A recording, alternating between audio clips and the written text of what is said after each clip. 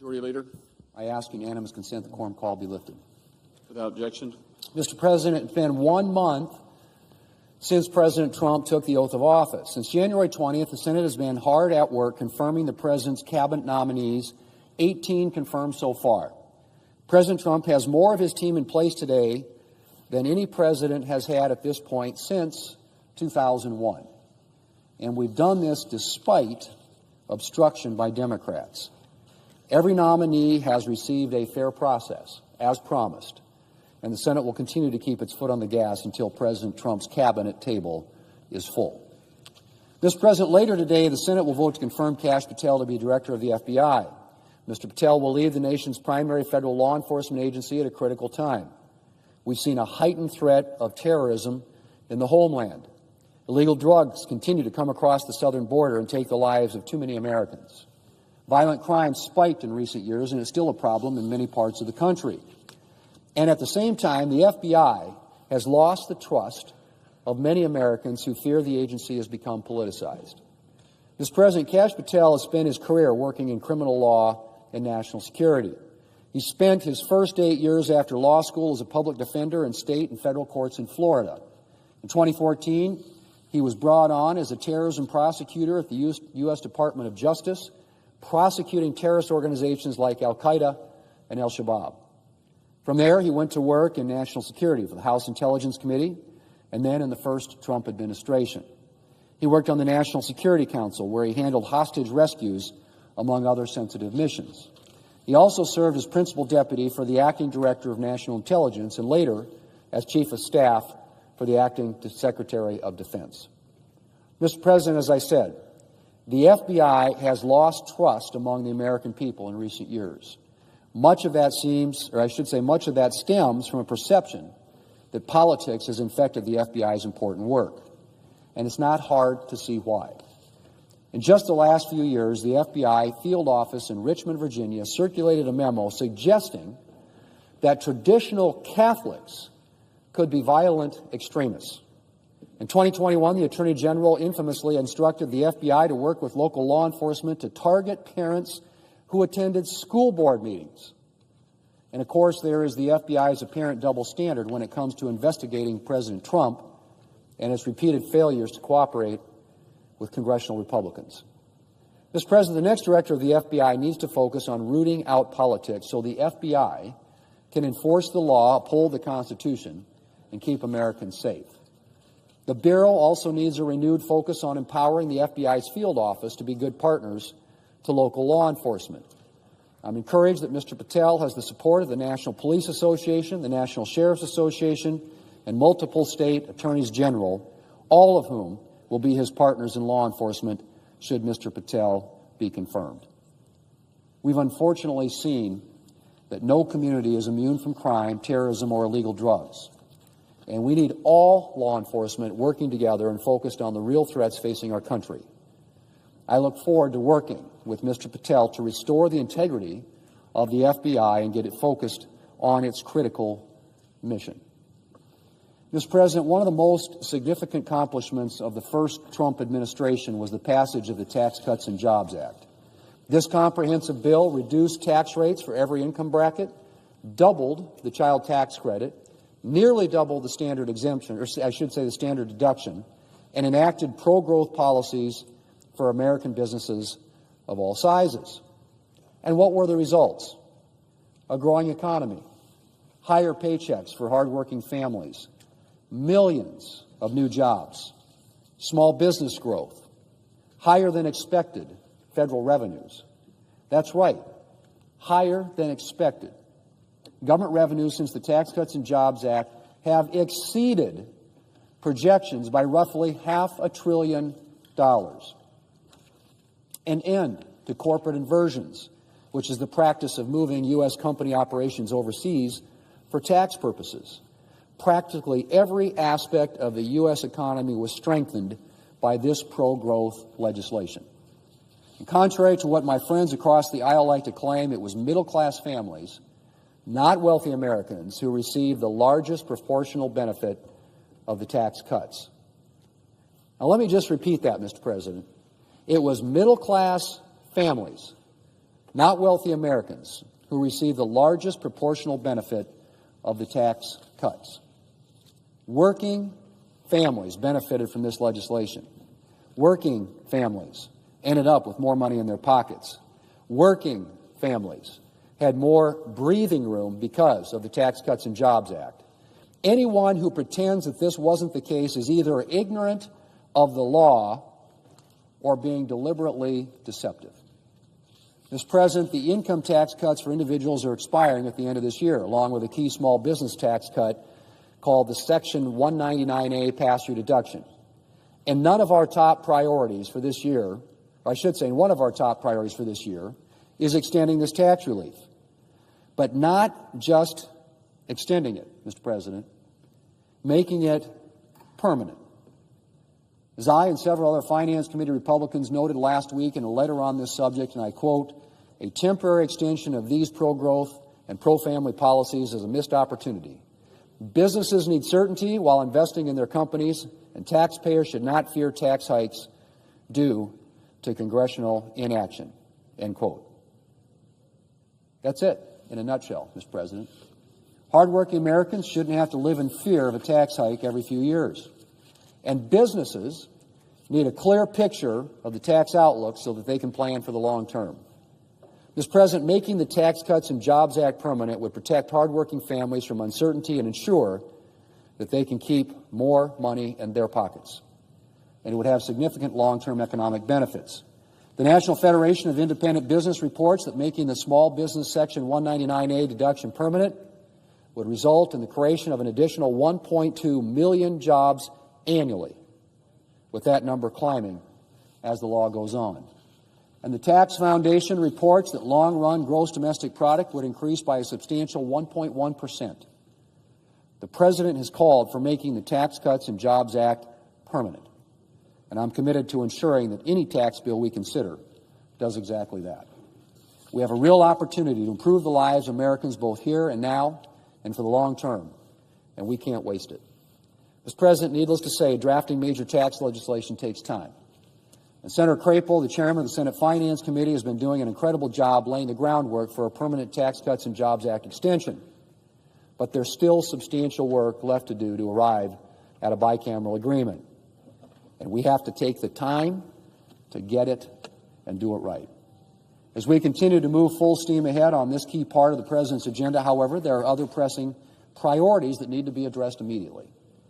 When the President's border czar was here last week, he emphasized that the administration cannot sustain its effort to deport criminals here illegally without additional funding. And the last thing we want is to delay other parts of the President's agenda, like border security, while we do the work needed to arrive at a tax agreement that can pass both houses of Congress. That's why the Senate is moving forward on a two-part legislative plan to accomplish our and the President's top priorities. The first bill we consider will address immediate needs like securing the border and other key national security priorities. The second will focus on making tax relief permanent. The budget resolution we are taking up this week will address the border security part of the equation. And then we will take up a second budget resolution for the tax portion. I want to thank Chairman Graham for doing the work to get today's resolution to the floor, and I look forward to passing it later this week. Mr. President, I look forward to taking up that second budget resolution as well in the not-too-distant future to prevent a $4 trillion tax hike on hardworking Americans and making the individual and small business tax relief from the Tax Cuts and Jobs Act permanent. Mr. President, I yield the floor. Mr. President, I ask unanimous consent that the mandatory quorum call with respect to Patel nomination be waived. Is there objection? Without objection. The clerk will report the motion to invoke cloture. Cloture motion. We, the undersigned senators, in accordance with the provisions of Rule 22 of the Standing Rules of the Senate, do hereby move to bring to a close debate on the nomination of Kash Patel of Nevada to be director of the Federal Bureau of Investigation, signed by 17 senators. By unanimous consent, the mandatory quorum call has been waived. The question is it the sense of the Senate that debate on the nomination of Kash Patel of Nevada to be director of the Federal Bureau of Investigation shall be brought to a close? The yeas and nays are mandatory under the rule. The clerk will call the roll. Ms. Also Brooks, Ms. Baldwin, Mr. Banks, Mr. Barrasso.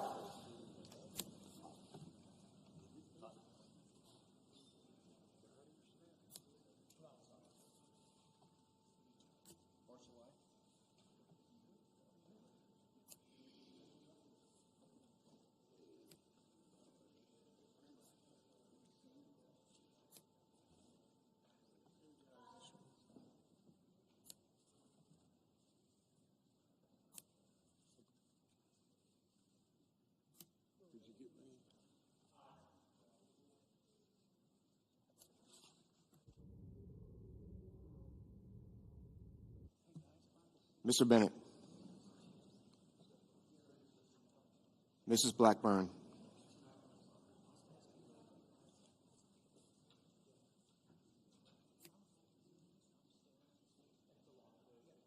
Mr. Blumenthal.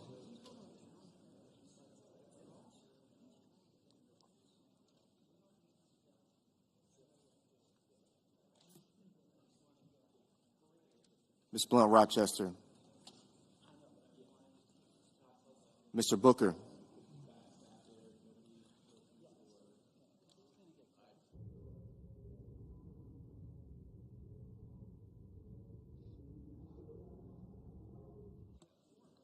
Mr. Bozeman.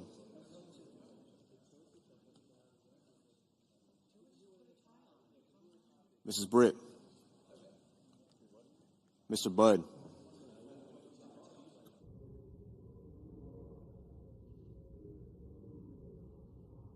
Ms. Cantwell.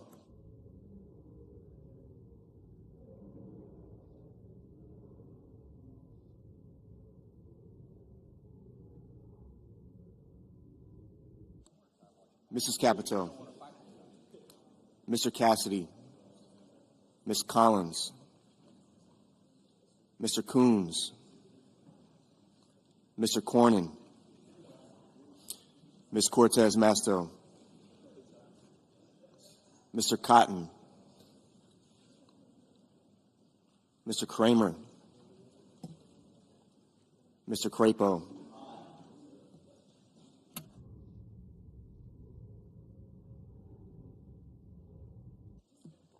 Mr. Cruz. Mr. Curtis. Mr. Daines. Ms. Duckworth. Mr. Durbin. Ms. Ernst. Mr. Fetterman. Mrs. Fisher. Mr. Gallego. Mrs. Gillibrand. Mr. Graham.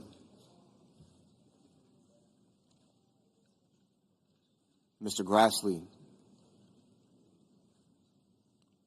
Mr. Haggerty.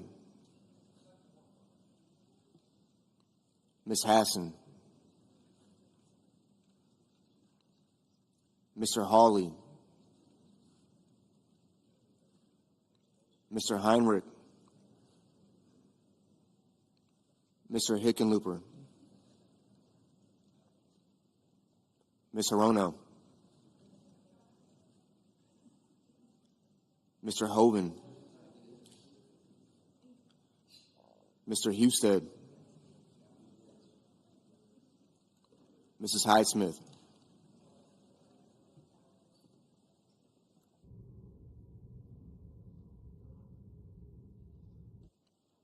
Mr. Johnson.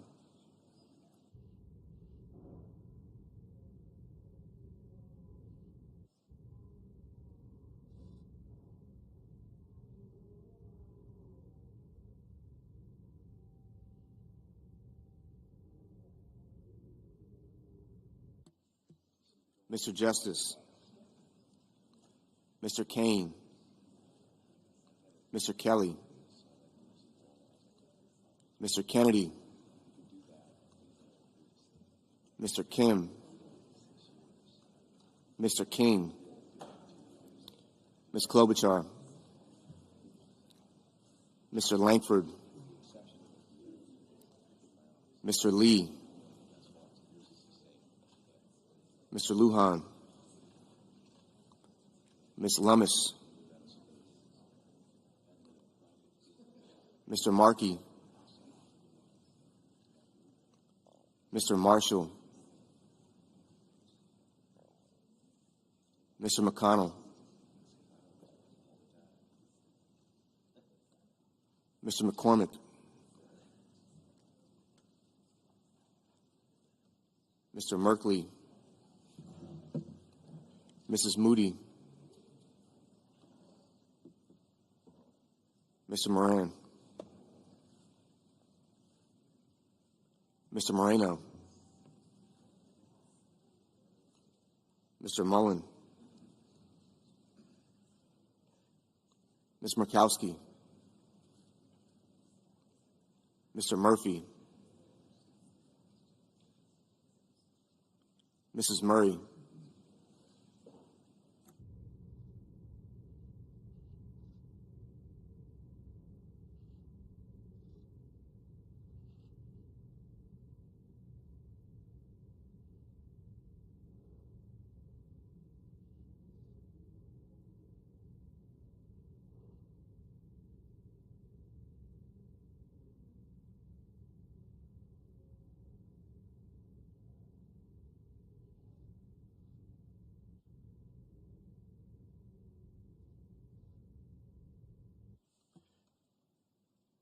Mr. Ossoff,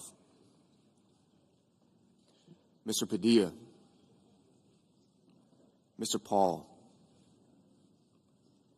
Mr. Peters, Mr. Reed, Mr. Ricketts, Mr. Risch, Ms. Rosen,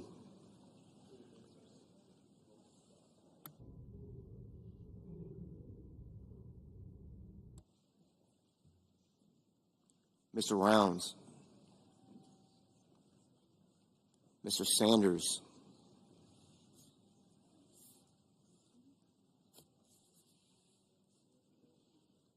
Mr. Schatz, Mr. Schiff, Mr. Schmidt, Mr. Schumer, Mr. Scott of Florida, Mr. Scott of South Carolina, Mr. Shaheen, Mr. Sheehy,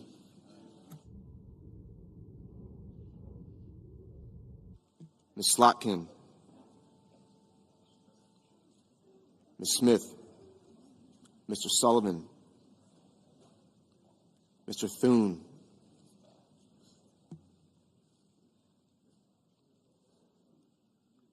Mr. Tillis,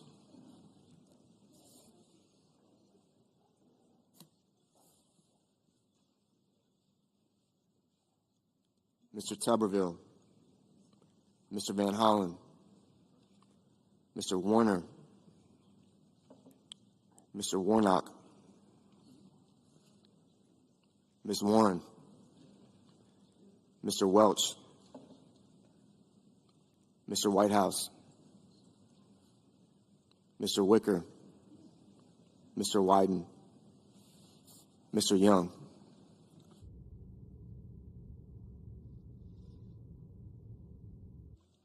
Senators voting in the affirmative: Barrasso, Cotton, Kramer, Crapo, Cruz, Fisher, Justice, Marshall, Moran, Mullen, Rounds, Sheehy, Thune, Tuberville, Wicker. Senators voting in the negative: Blunt, Rochester, Cantwell, Kane, Kelly, Kim, Murray, and Warnock.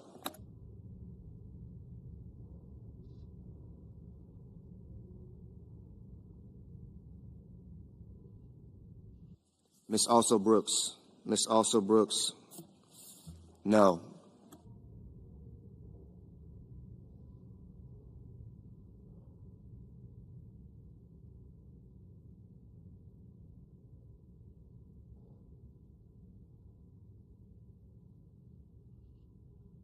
Ms. Baldwin. Ms. Baldwin. No.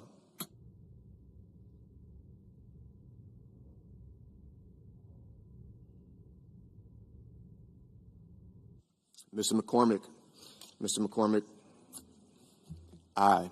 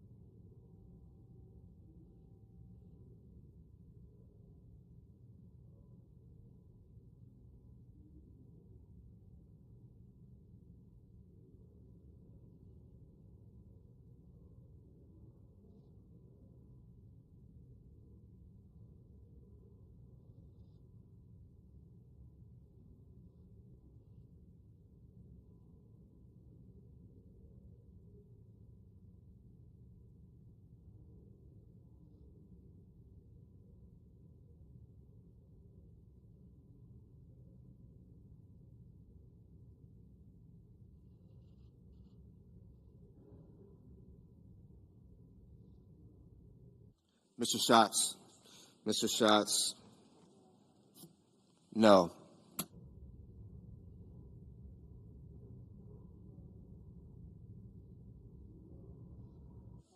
Mr. Daines. Mr. Daines, aye.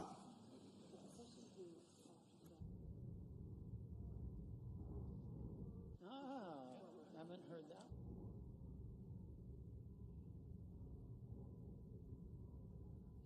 Mr. Reed. Mr. Reed, no.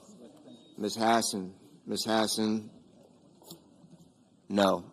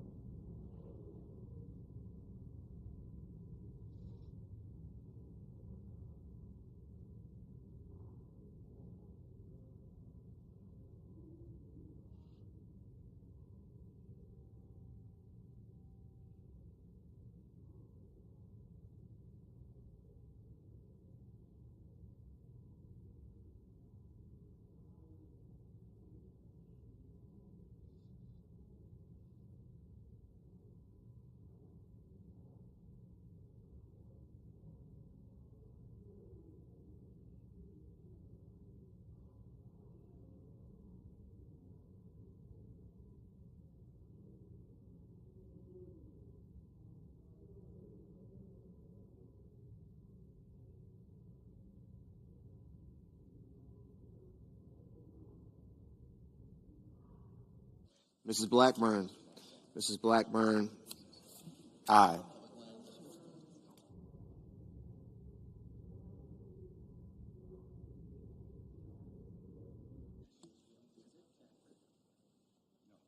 Mr. Lujan. Mr. Lujan, no. Mr. Van Hollen. Mr. Van Hollen, no. Mr. Gallego. Mr. Gallego, no. Mr. Wyden. Mr. Wyden, no. Mrs. Hyde-Smith. Mrs. Hyde-Smith, aye.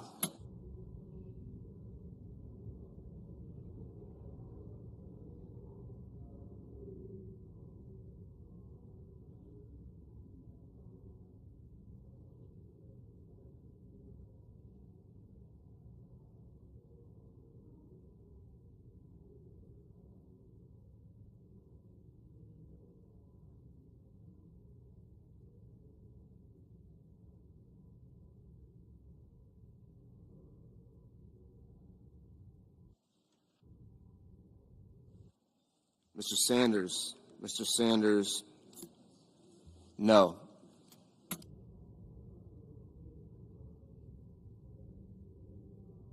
Mr. Curtis. Mr. Curtis, aye.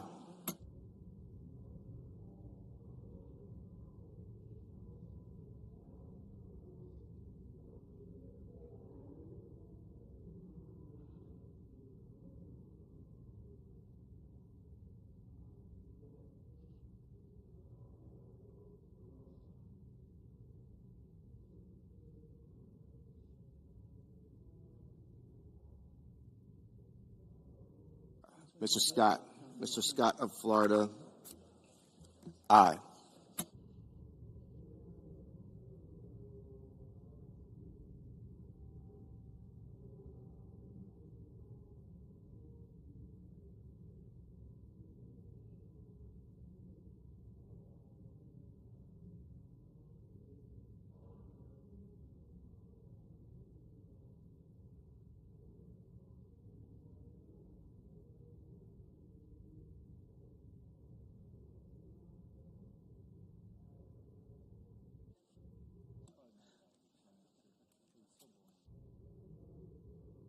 Mr. Banks. Mr. Banks. Aye.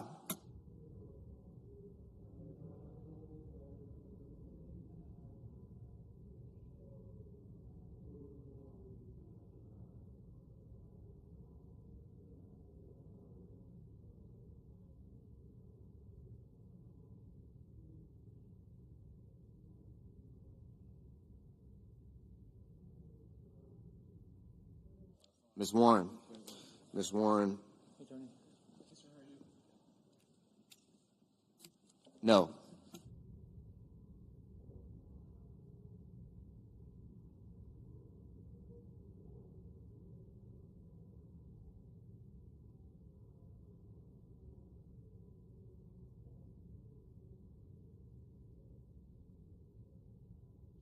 Mr. Haggerty. Mr. Haggerty. Aye.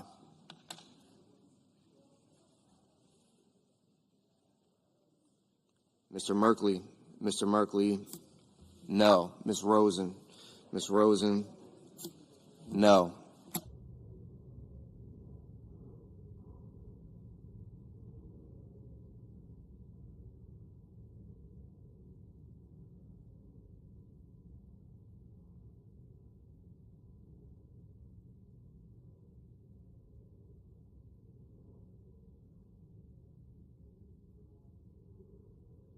Mr. Bennett. Mr. Bennett. No.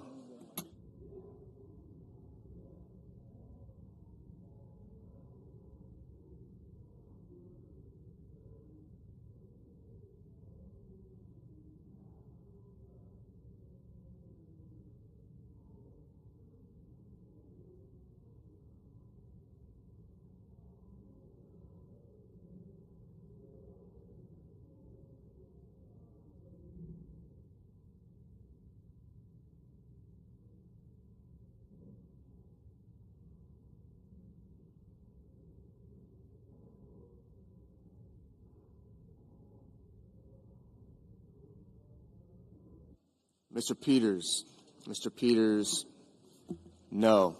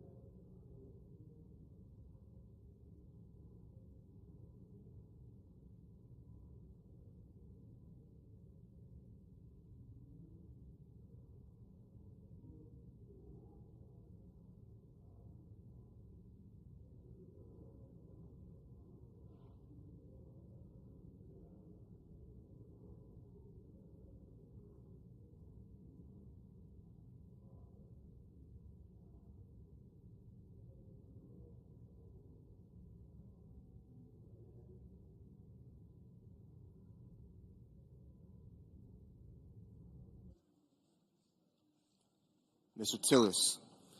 Mr. Tillis. Aye.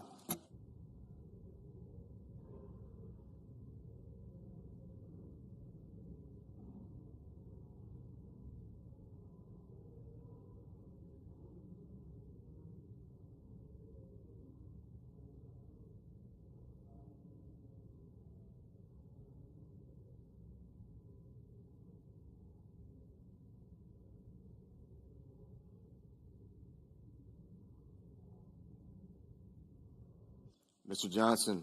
Mr. Johnson. Aye.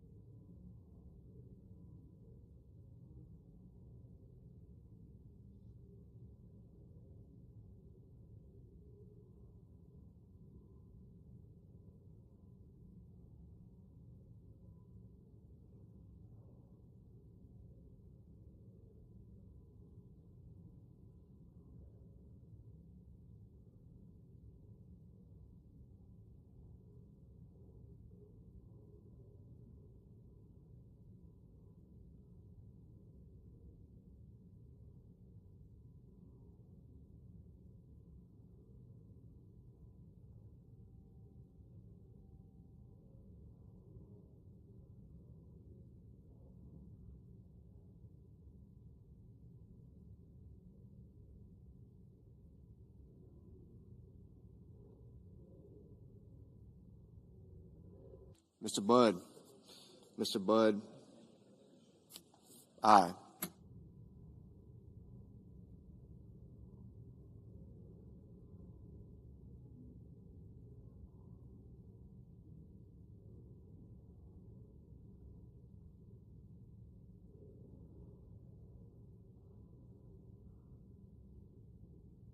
Mr. Lee. Mr. Lee. Aye. Mr. Schumer. Mr. Schumer. No. Ms. Slotkin. Ms. Slotkin. No. Ms. Duckworth. Ms. Duckworth. No.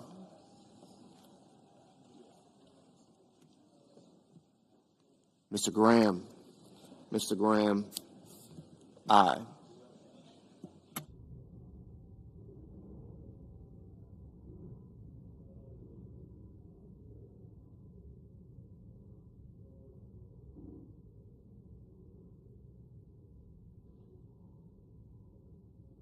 Mr. Young. Mr. Young. Aye.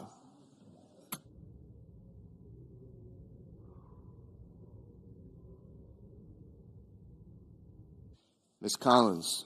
Ms. Collins. No.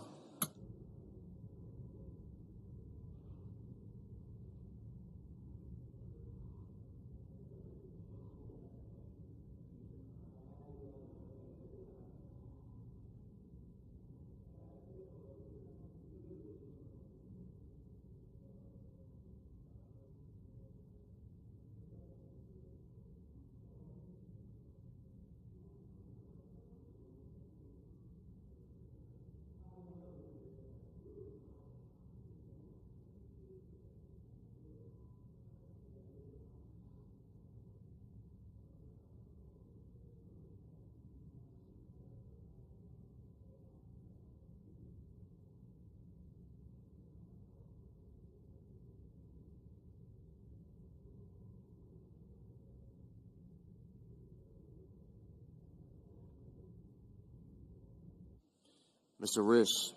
Mr. Risch. Aye.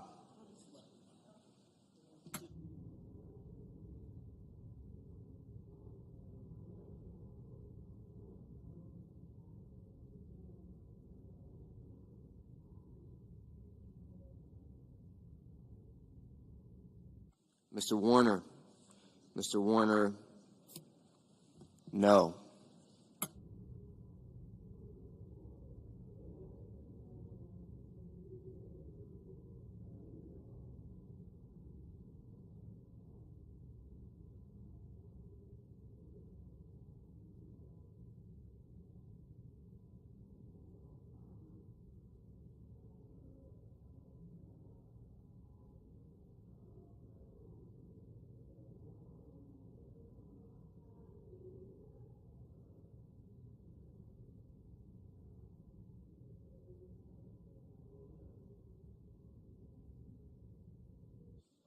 Mr. Markey.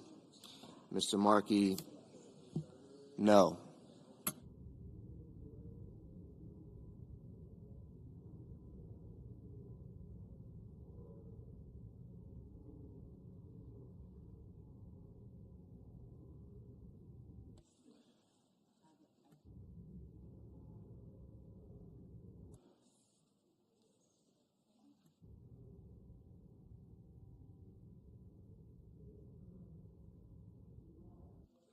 Mr. Whitehouse. Mr. Whitehouse.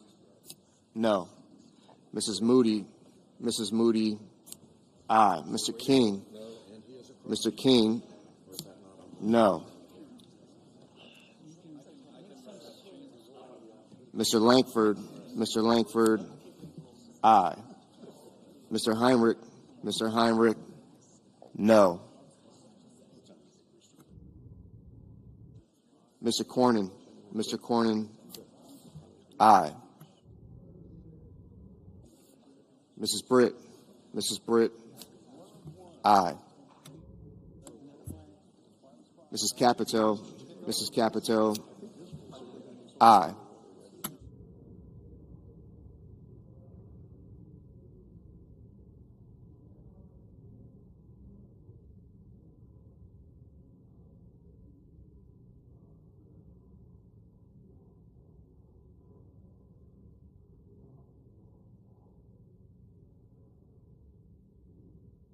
Mr. Moreno.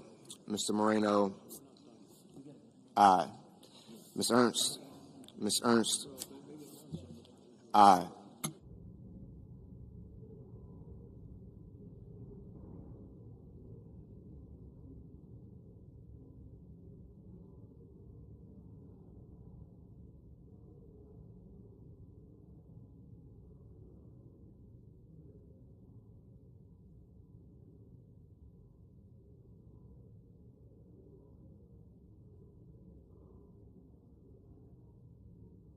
Ms. Smith.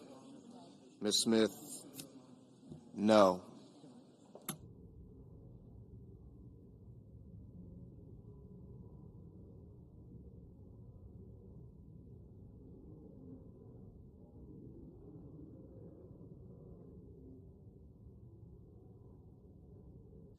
Ms. Cortez Masto. Ms. Cortez Masto. No. Mr. Grassley. Mr. Grassley. Aye.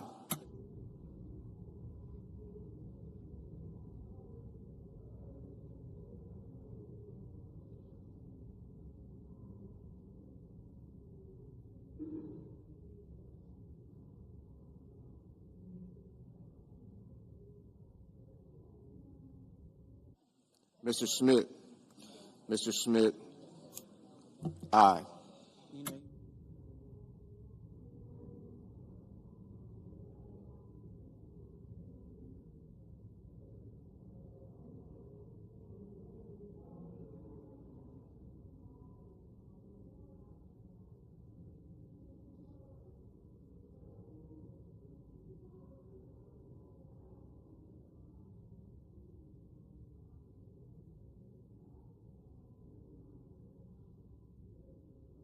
Mr. Husted.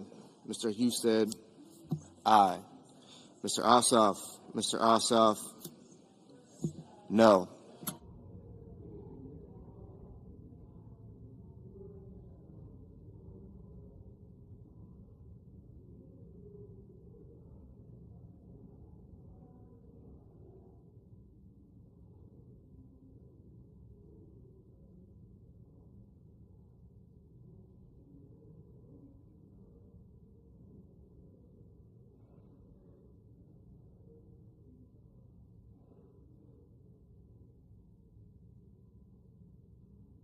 Mr. Scott. Mr. Scott of South Carolina. Aye. Mr. Padilla. Mr. Padilla. No.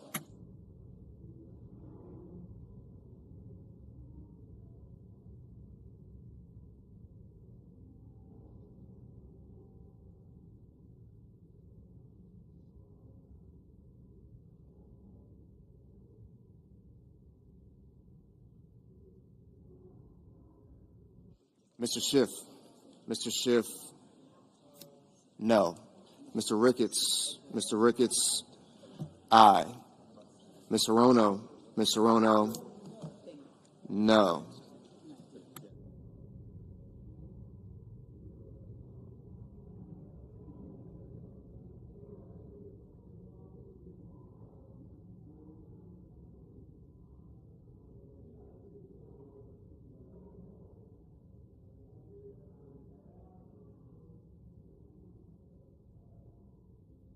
Mr. Shaheen.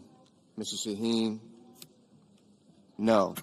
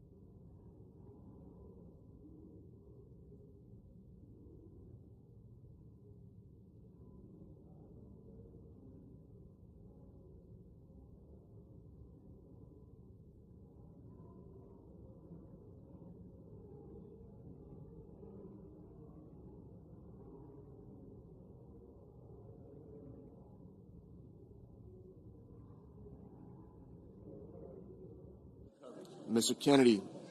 Mr. Kennedy. Yeah, oh, I'm totally. Aye. And I need to make sure that I don't. Mr. Coons. Mr. Coons. No. Mr. Murphy. Mr. Murphy. No.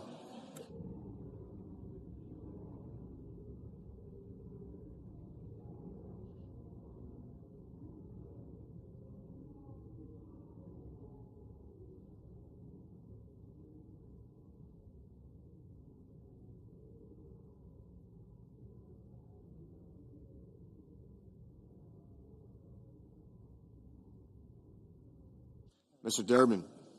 Mr. Durbin. No.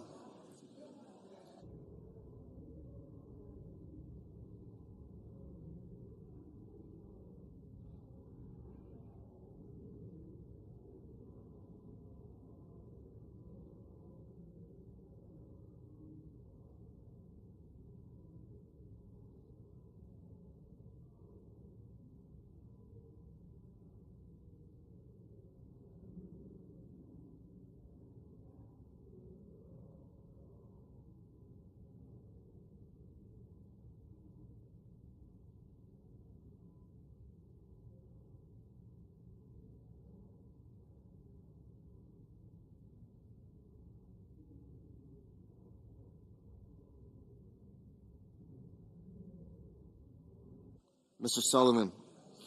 Mr. Sullivan. Aye.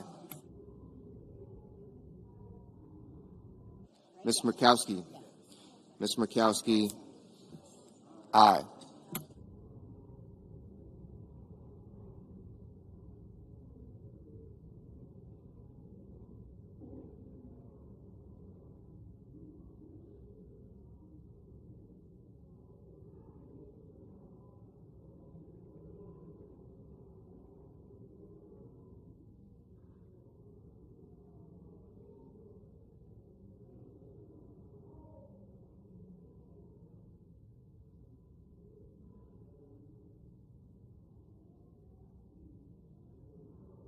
Mr. Welch. Mr. Welch. No.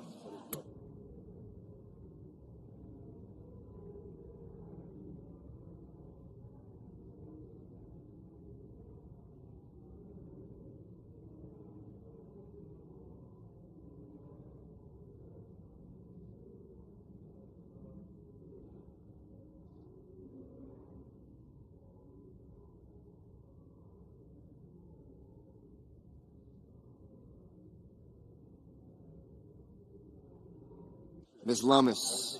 Ms. Lummis. Aye.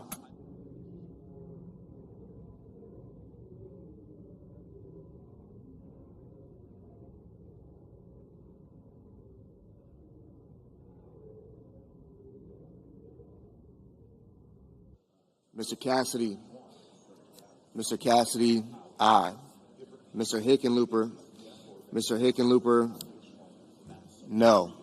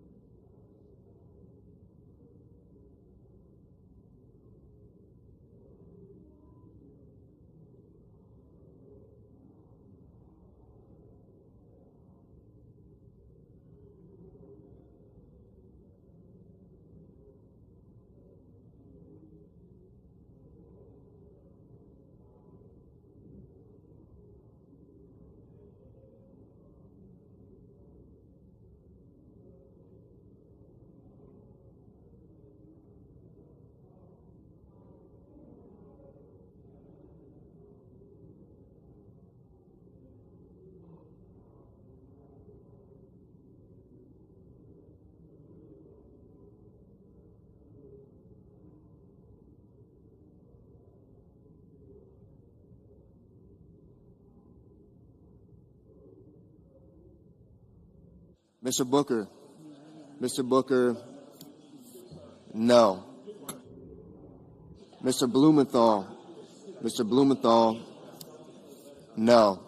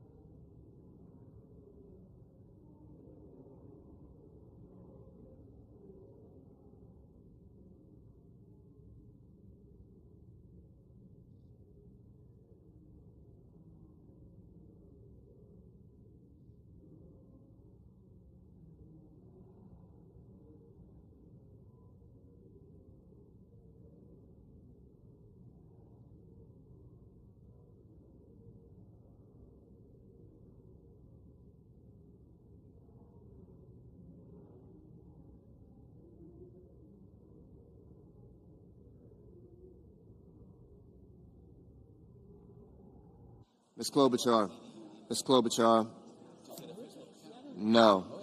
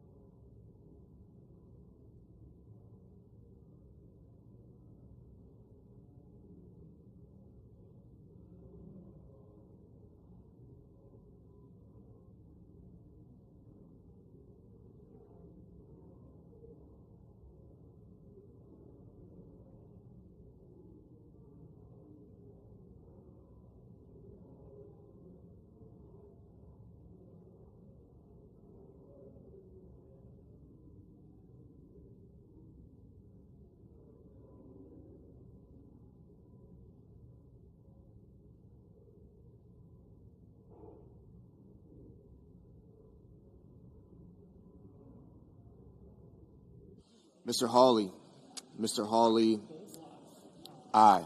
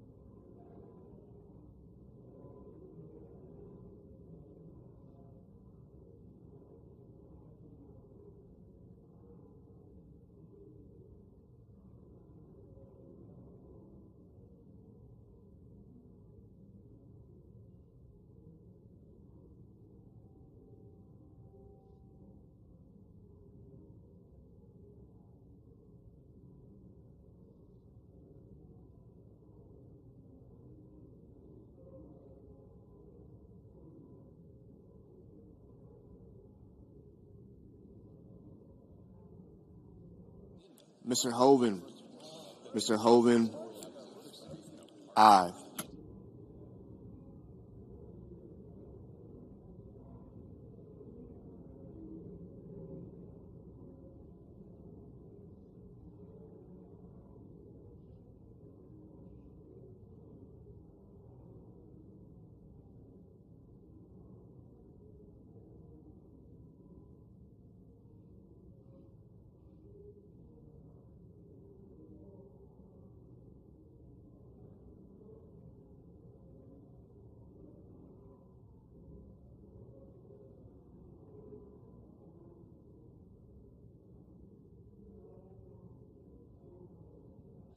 Mr. Paul.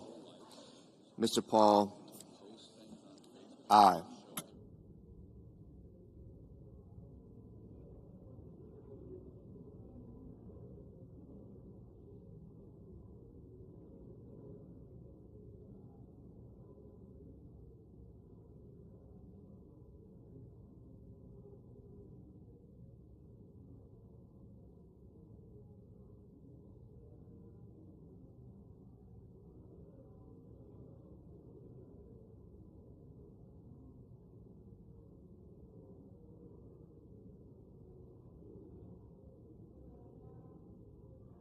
Mr. Gillibrand. Mr. Gillibrand, no.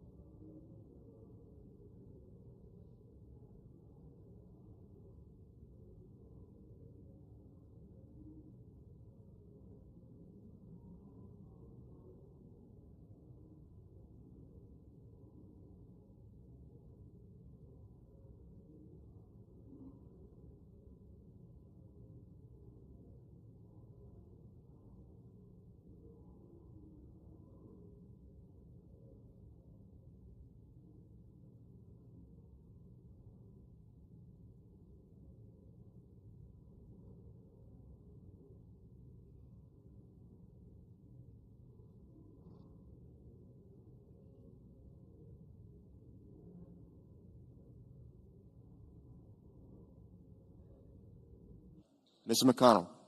Mr. McConnell, aye.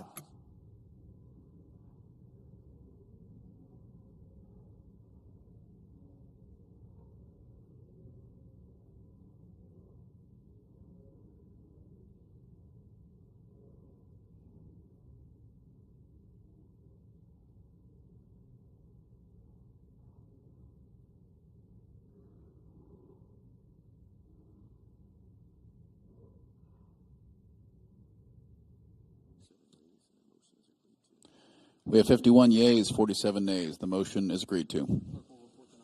Clerk will report the nomination. Nomination, Department of Justice, Kash Patel of Nevada to be Director of the Federal Bureau of Investigation.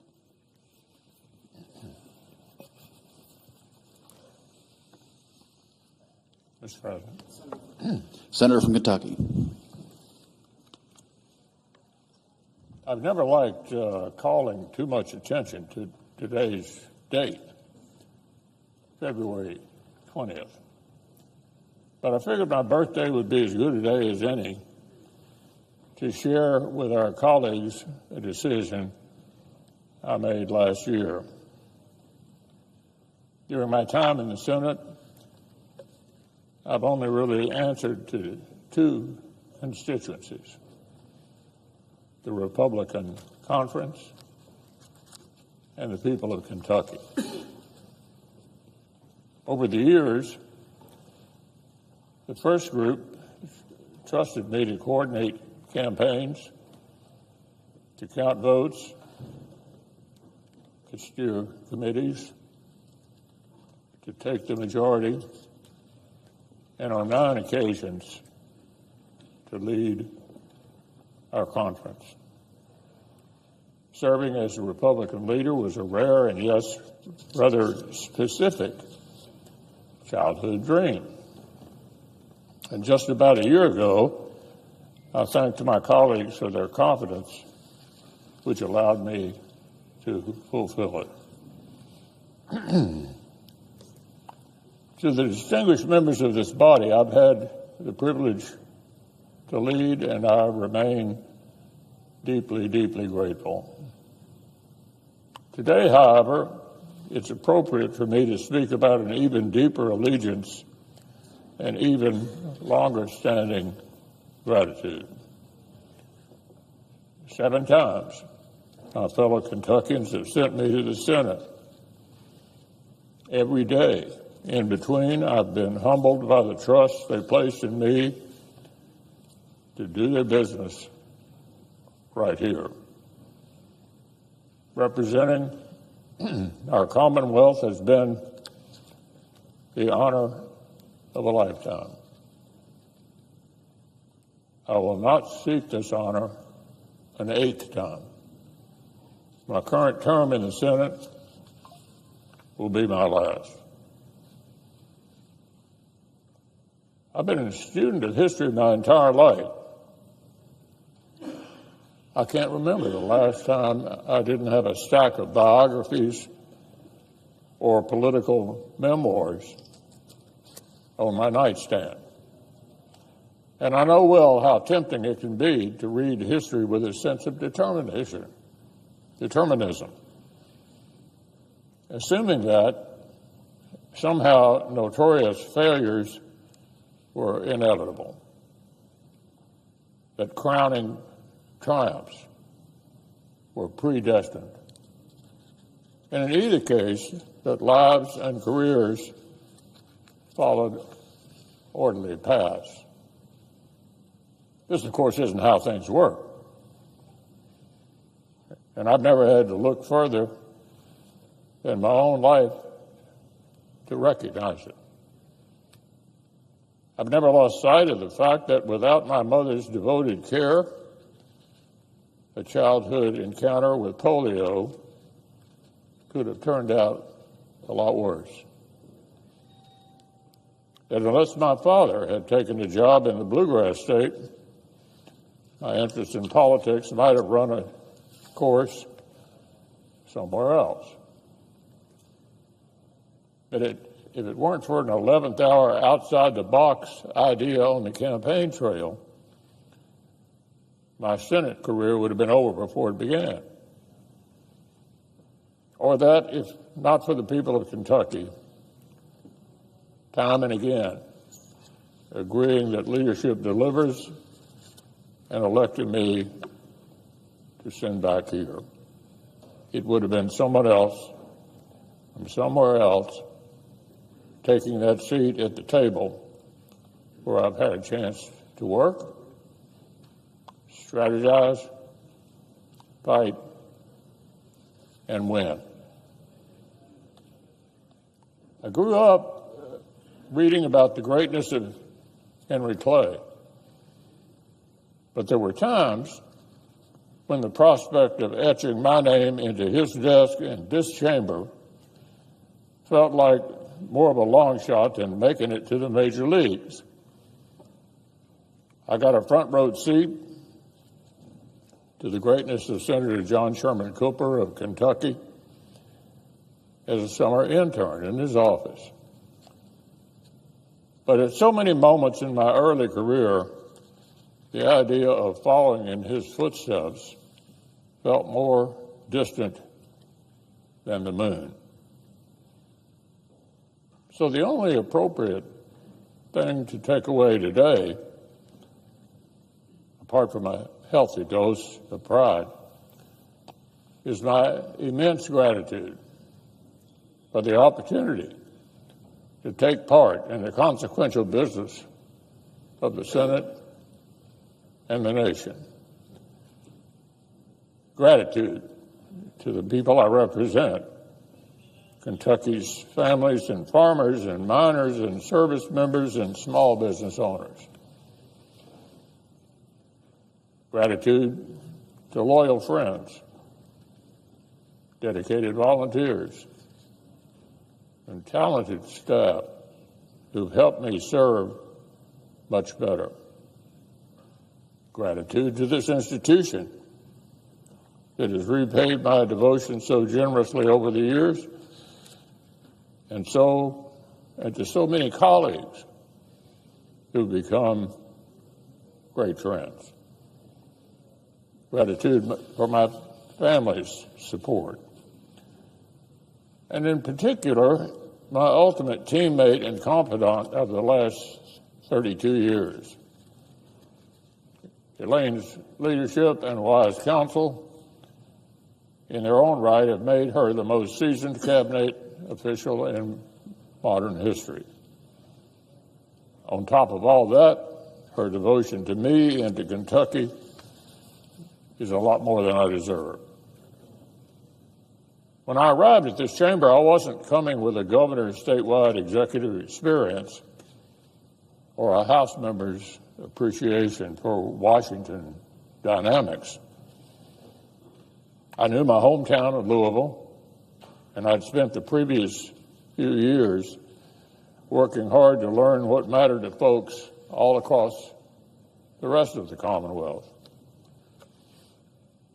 And yet, within weeks of swearing the oath, sure enough, I was here on the floor talking with colleagues from other far-flung corners of the country, discussing solutions to a farm income crisis and infrastructure challenge that affected different states in the same way. I learned quickly that delivering for Kentucky meant finding the ways the Commonwealth's challenges were actually tied to national debates. Seeing to it that major agriculture legislation remembered Kentucky farmers and particularly included when they needed extraordinary assistance, like the tobacco buyout. Making sure that nationwide steps on transportation infrastructure included resources for modernizing the Brent Spence Bridge, which supports billions of dollars in economic activity in Kentucky and the surrounding region. And with the trust of a local community, finishing the task first assigned by President Reagan, the safe destruction of America's legacy chemical weapons at the Bluegrass Army Depot. So efforts like these have spanned the length of my Senate career. And I've been humbled each and every opportunity to help Kentucky punch above its weight. Of course, the Senate has to grapple with foundational questions that reach even more broadly across American life and either further into posterity. We're trusted on behalf of the American people to participate in the appointment of the federal judiciary, to be the final check on the assembly of power in the courts beyond the reach of representative politics, and to ensure that the men and women who preside over them profess authentic devotion to the rule of law above all else. When members of this body ignore, discount, or pervert this fundamental duty, they do so not just at the peril of the Senate, but of the whole nation. The weight of our power to advise and consent has never been lost on me, and I've been honored to perform my role in confirming judges who understand their role. On this floor, there is no place to hide from the obligations of Article 1. the Senate's unique relationship with Article 3, or our role in equipping the powers of Article 2. Here, every debate over agriculture or infrastructure or education or taxes is downstream of the obligations of national security. Every question of policy here at home is contingent on our duty to provide for the common defense. One of the first times I spoke at length on this floor as a freshman, I was compelled to join the debate over strengthening the deterrence of America's nuclear triad. Whether to expand the U.S. military's hard target nuclear capability was an interesting question to pose to someone whose most recent job had been running a county government. But there, of course, was the founder's brilliance at work. The hopes and dreams of every American are tied up in our ability to protect and defend the nation and its interests. Every family traveling abroad and every worker and small business owner whose livelihood depends on foreign trade, they depend in turn on the credibility of America's commitments to friends and the strength of her threats to enemies. In turn, the safety and success of the men and women who volunteered to serve this great nation in uniform depend on the work we do here to ensure that enemies think twice before challenging them, and those enemies never face a fair fight. Thanks to Ronald Reagan's determination, the work of strengthening America's hard power was well underway when I arrived in the Senate. But since then, we've allowed that power to atrophy. And today, a dangerous world threatens to outpace the work of rebuilding it. So lest any of our colleagues still doubt my intentions for the remainder of my term, I have some unfinished business to attend to. In our work, most of us in this body develop an appreciation for the Senate itself, its written rules, its collegial norms, its pace of play. And yet so often I've watched colleagues depart, venting their frustration at the confines of the institution or mourning what they perceive to be decline of its norms. Regardless of the political storms that may wash over this chamber during the time I have remaining, I assure our colleagues that I will depart with great hope for the endurance of the Senate as an institution. There are any number of reasons for pessimism, but the strength of the Senate is not one of them. This chamber is still the haven where the political minority can require debate. It's still the crucible in which jurists are tested for their fidelity to upholding the Constitution and laws as they were written. The Senate is still equipped for work of great consequence.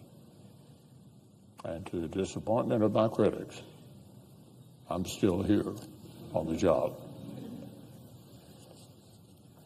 I yield the floor. Mr. President. Senator North Carolina. Mr. President, I ask unanimous consent that the members and staff and spectators in the gallery be allowed to applaud for a period not to exceed 30 seconds. Is there objection?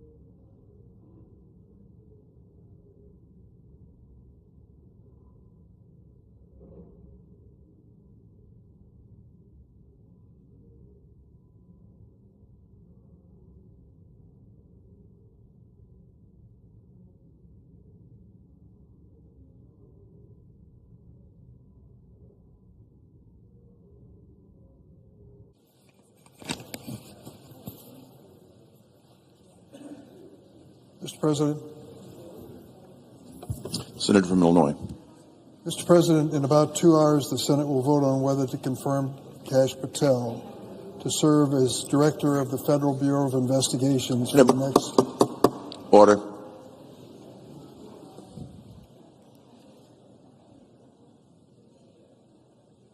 To serve as Director of the Federal Bureau of Investigations for the next 10 years. 10 years, Mr. President. If Senate Republicans confirm Mr. Patel, I believe they will come to regret this vote, probably sooner rather than later. I, for one, am convinced that Mr. Patel has neither the experience, the judgment, nor the temperament to lead this amazing criminal investigative agency. It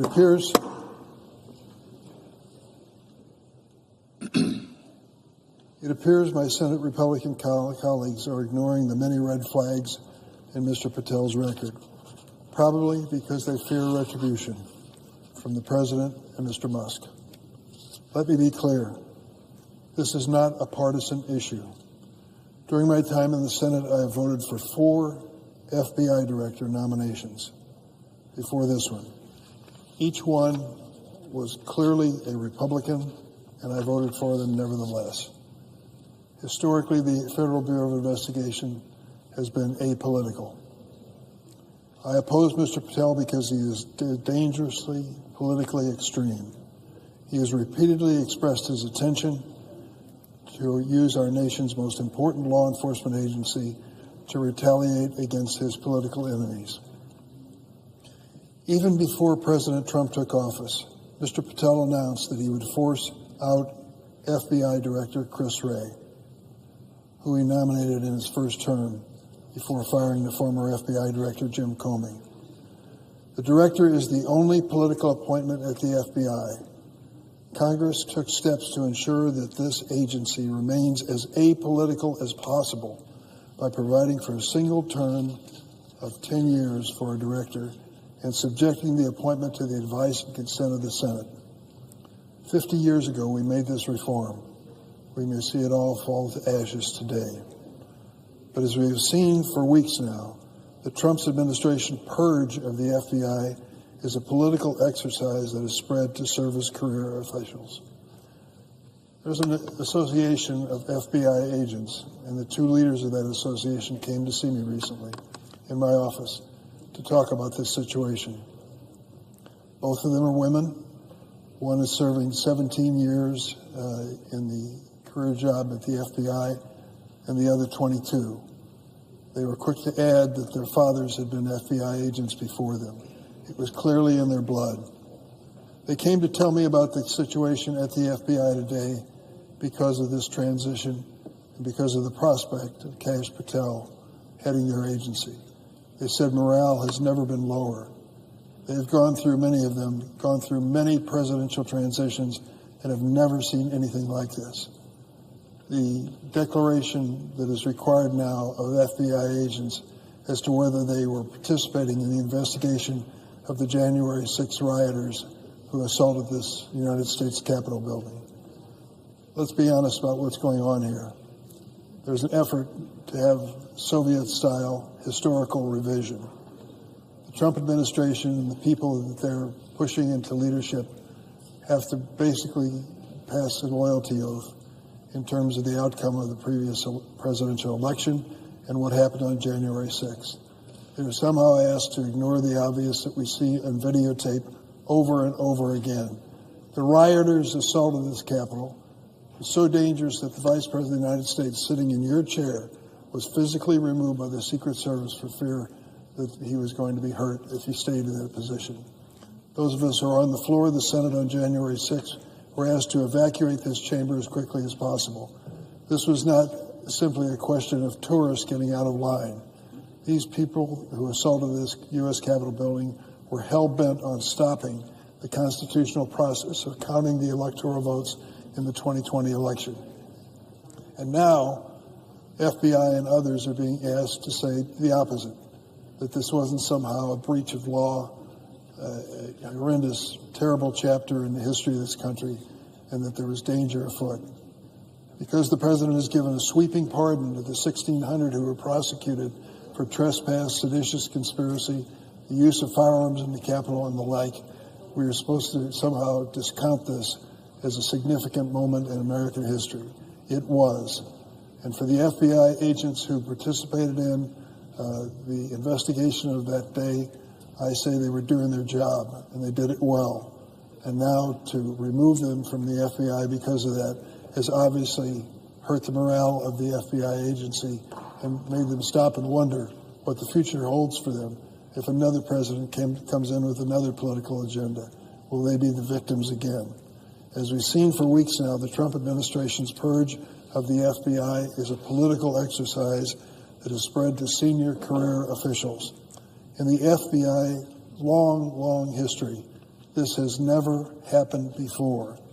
This purge has dramatically weakened the FBI's ability to combat national security threats and has made America less safe. Senior leaders with collectively hundreds of years of experience have been forced out, creating a leadership vacuum. Thousands of line agents fear losing their jobs simply because they were assigned to work on cases involving the January 6th attack on President Trump. I have heard directly from FBI agents who now fear for their safety and the safety of their families. To understand why, let me tell you about a January 6th rioter named Edward Kelly. Mr. Kelly was convicted of assaulting law enforcement during the attack on the U.S. Capitol. We saw it, didn't we? In terms of videotapes that show our law enforcement agents trying to stand their ground in this Capitol building, being beaten back and assaulted by these mobs. Mr. Kelly was convicted of assaulting law enforcement, and he was given a full and unconditional pardon by Donald Trump.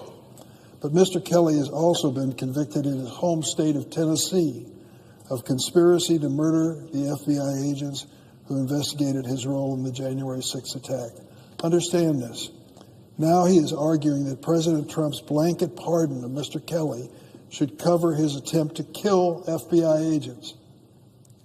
When asked about the possible firings of career FBI officials at his confirmation hearing, Mr. Patel, under oath, and I quote, said, "I don't know what's going on right now at the FBI."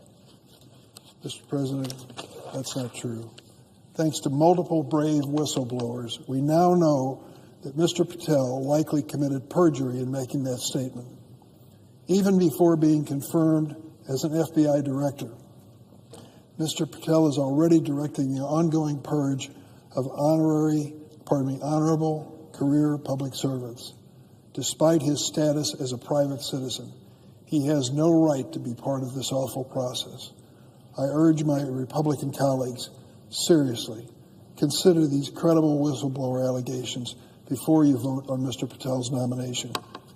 Mr. Patel's claim about an FBI purge were not his only misleading statements under oath. At his hearing, Mr. Patel implausibly told me he could not recall Stu Peters, a man who's been identified as an anti-Semitic Holocaust denier. I asked him repeatedly, what about Stu Peters? Don't know the man. Don't recognize the name. This is simply not true. Considering that Mr. Patel appeared on Mr. Peters' podcast 8 times, Mr. President, 8 times, and he couldn't recall the man's name. And Mr. Peters has since revealed that he and Mr. Patel directly communicate via their personal cell phones, quote, constantly. Constantly was the word he used. As far as Patel was concerned, under oath, never heard of the man. Why in the world would he do that? Why would Mr. Patel admit the obvious? 8 podcasts and constant communication with this man? And an even larger question, what is he doing as a man who wants to direct the FBI in concert with anti-Semitic Holocaust denier Stu Peters? What is going on here? Is he showing good judgment? Is this the kind of person you want to put in charge of 38,000 criminal investigators? Mr. Patel also claimed, quote, he didn't have anything to do with the recording of the so-called January 6th prison choir, which included at least 6 rioters who violently assaulted police officers. Mr. Patel thinks there's something interesting, maybe even amusing, about the fact that he created a choir of these individuals who had been prosecuted for what they did on January 6th. Here's what Mr. Patel said to Steve Bannon after he denied knowing anything about this recording before the Judiciary Committee recently. He said to Steve Bannon, quote, "We got this idea to record the January 6th prisoners who recite the national anthem every night from the D.C. prison. Then we took that to the studio, so we mastered and digitized that. So on Steve Bannon's show, he's the mastermind behind this recording of these prisoners saying something about the national anthem every night. That particular tape that he created of the January 6th choir was taken to Trump rallies, too, and played as some kind of interesting display of what Patel insists are just political prisoners. One of Mr. Patel's choir boys, Julian Khater, Khater, he was convicted of assaulting Capitol Police officers with pepper spray. One of those officers was Capitol Police Officer Brian Sicknick. Brian Sicknick suffered multiple strokes and died the day after the attack. Mr. Khater was one of the people who assaulted him. Mr. Patel has called these violent January 6 rioters, and I quote, political prisoners. That includes Guy Reffitt. Guy Reffitt was sentenced to 87 months in prison for his role in the January 6th assault. 87 months. Mr. Reffitt brought a gun to the Capitol on January 6th and recorded himself saying the following, which I'll paraphrase because I don't want to use profanity on the floor of the Senate. Quote, "We're all going to drag them out kicking and screaming. I just want to see Pelosi's head hit every effing stair on the way out, and Mitch McConnell too. F them all." Mr. Reffitt's 19-year-old son, Jackson, turned him into law enforcement after the attack, despite Reffitt's threats to shoot Jackson and his sister.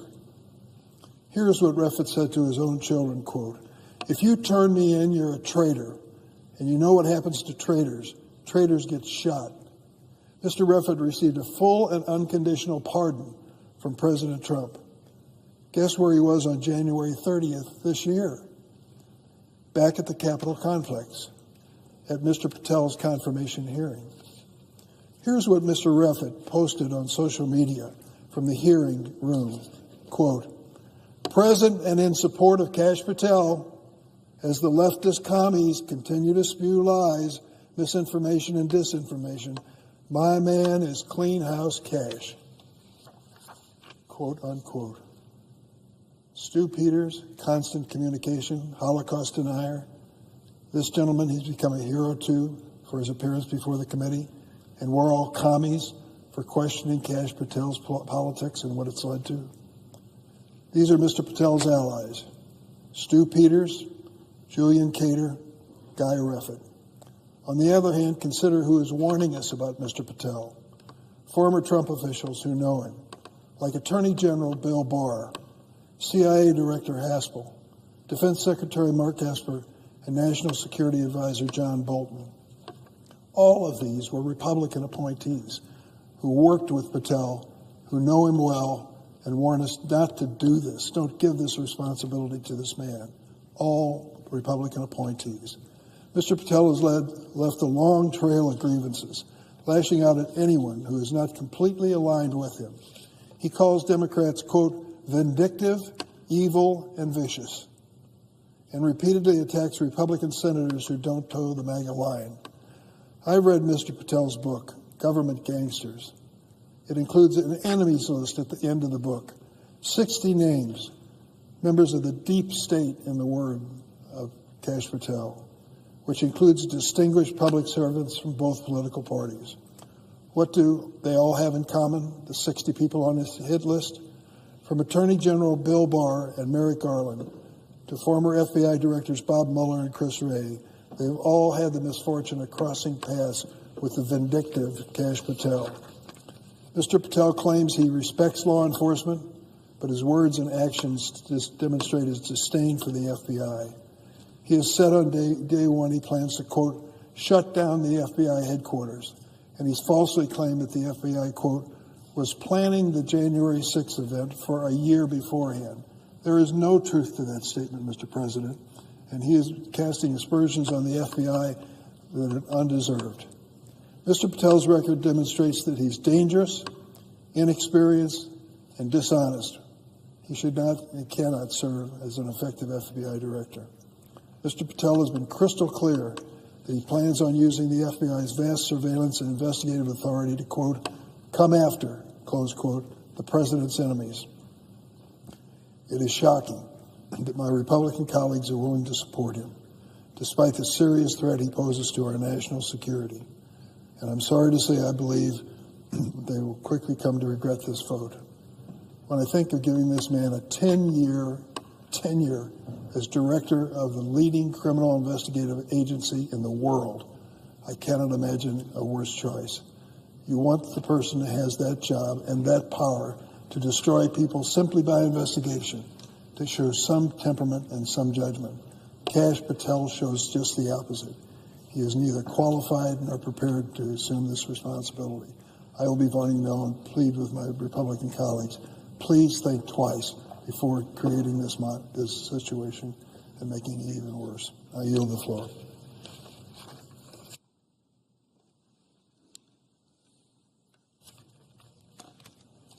Mr. President. Senator from California is recognized. Mr. President, I too rise today to oppose the nomination of Kash Patel to serve as director of the Federal Bureau of Investigation.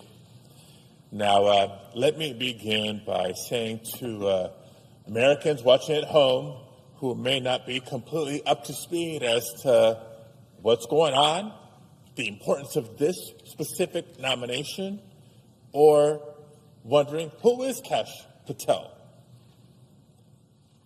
We might have been distracted these last few weeks by a rush of headlines coming out of the White House, maybe preoccupied with the cost of groceries that are rising by the week. You may have, if you caught any news, been hearing about how President Trump, the richest president in history, has given Elon Musk, the richest man in the world, unprecedented access to millions of Americans' sensitive private information. Yes, Elon Musk has access to your personal private information, from Social Security numbers to home addresses to your tax information. There's been a lot going on. All the while, President Trump is also trying to lay the groundwork to pass another massive tax cut for billionaires. So if you've been busy and struggling to keep up, I understand. So let me try to break it down for you. Only in the year 2025, when Donald Trump seems to have a headlock on the Republican Party, could a nominee this extreme and this unqualified be considered or confirmed to lead the FBI.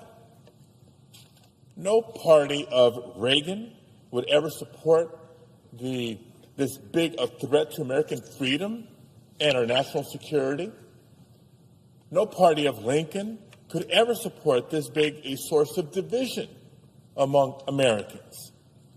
And yet, here we are, pretending as if a man who promised to shut down the FBI headquarters on day one and turn it into a museum for the deep state is now fit to lead the FBI. You see, time and again, Kash Patel has shown that his loyalty lies not with the rule of law, but with Donald Trump. Why? Because he knows that Donald Trump is his cash cow. Trump is Kash Patel's ticket to selling more books. It's his calling card to try to book the next podcast interview, and certainly key to landing his next job. Frankly, it's a pattern we've seen from all too many of the nominees that Donald Trump has picked for his second administration. These are people whose sole qualification is allegiance to Trump. This should disqualify any nominee, but it's particularly concerning for a nominee slated to lead the nation's premier law enforcement agency. When it comes to protecting the security of our nation, there is no room between patriotism and patronage.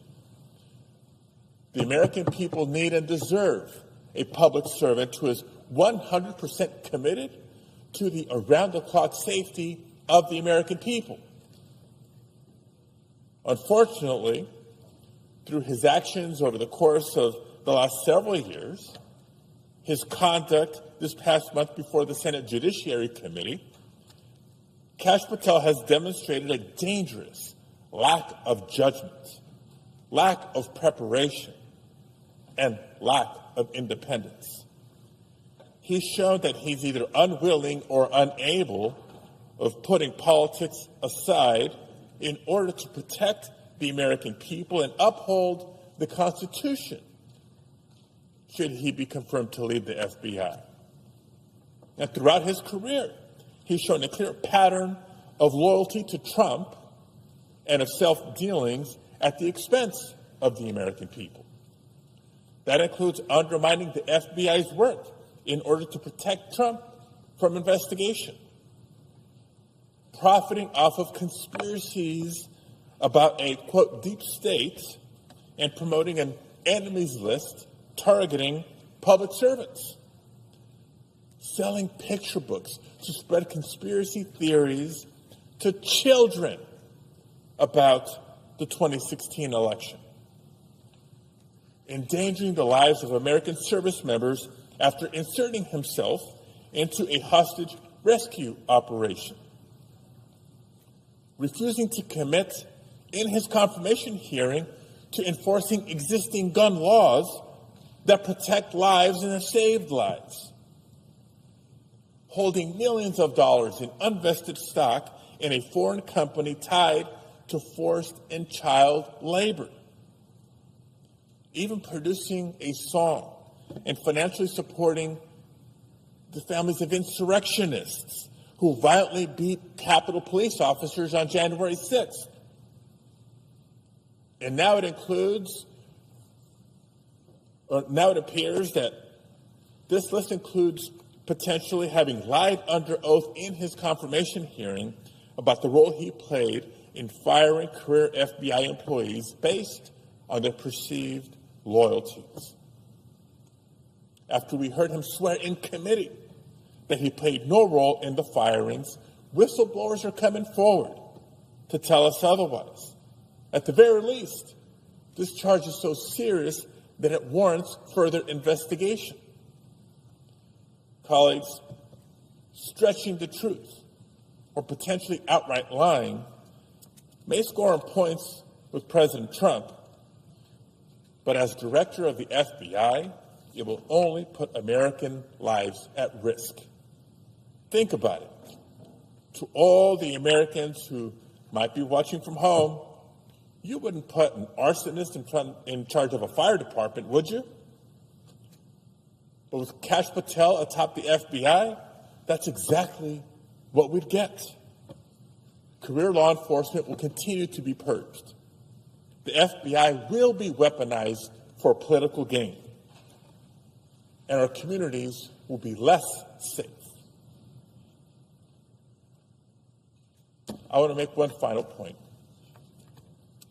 to our Republican colleagues. Throughout this body's history, the Senate has had not just the opportunity, but the responsibility to serve as a check on executive overreach.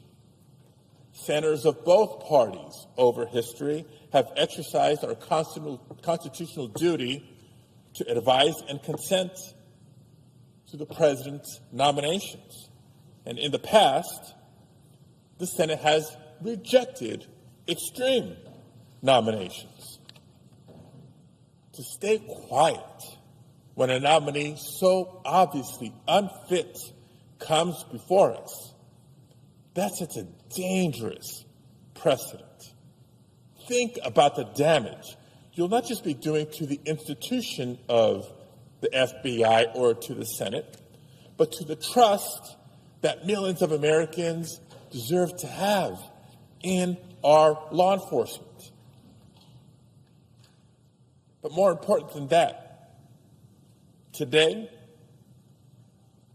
consider this, that someday in the future, possibly the near future, when a loyalist FBI director abuses the position and fails to protect the American people, it won't just be Kash Patel that will be held accountable. It won't just be President Trump we will try to hold accountable. It will be every member of this body who supported his nomination that will also be held accountable. So I invite you, I encourage you to have the courage to say no to Trump because lives are on the line. Have the courage to stand up and protect your constituents, protect the American people. Stand up, do the right thing, vote no on this nominee. Thank you, Mr. President. I yield the floor.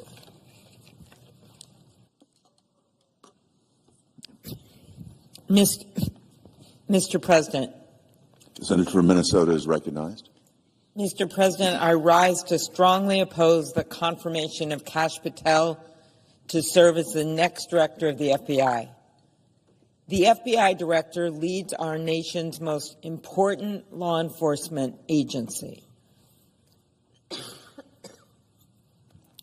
It is made up of more than 38,000 nonpartisan public servants who work every day to take on violent crime, get fentanyl off of our streets, investigate cyber crimes, protect our national security, and so much more. The Bureau's motto is fidelity, bravery, integrity. And its director must be someone who embodies those core values above all else. That is not Kash Patel. Let's start with fidelity. The FBI director's loyalty is not to the president. It is to the truth, the Constitution, the American people. But Mr. Patel has made it clear that his only loyalty is to the president. Mr. Patel has threatened to come after the president's critics. On one podcast in December of 2023, by the way, that's 2023, just a few years ago, not 2 decades ago, not when he's in high school. In 2023, he said, and I quote, "We're going to come after you, whether it's criminally or civilly. We'll figure that out. But yeah, we're putting you on notice." And on another podcast last August, he said, "When Trump wins in 2024 and is in power in 2025, we can prosecute them," referring to Justice Department officials. That was just last August. At his hearing before the Judiciary Committee, we gave Mr. Patel numerous opportunities to explain, to walk back his threats. He chose not to, nor did he try to explain his so-called deep state list of former government officials, including many Republicans who served under the president's first term. This list of his deep state government gangsters, as he called them, list included former Defense Secretary Mark Esper, former CIA Director Gina Haspel, former National Security Advisor John Bolton, and former Attorney General Bill Barr. Bill Barr, who had received so many compliments from people in this body, from so many Republicans, including the chair of the Judiciary Committee. I remind our colleagues on the other side of the aisle that Bill Barr wrote that putting Patel in charge of the FBI, promoting him in any way, would only happen, quote, over his dead body, end quote. Gina Haspel threatened to resign to stop Patel from becoming her deputy. And John Bolton said that Patel demonstrated no policy aptitude at all. Mr. President, these are staunch, lifelong Republicans. They are experienced and respected people. I may not agree in any way with everything they've said or done, nor does everyone here, but we do agree that they are people of integrity. Mr. President, if these people can end up on Kash Patel's deep state list, we can only imagine what that would mean for anyone who might not be deemed sufficiently loyal to the president. We know what Mr. Patel wants to do with the people on his list because he already told us. In one interview, he said the people on the list, quote, need to go to prison, end quote. And his comments about his so-called enemies are not empty threats. His desire to punish all but the president's most zealous loyalists is far too real.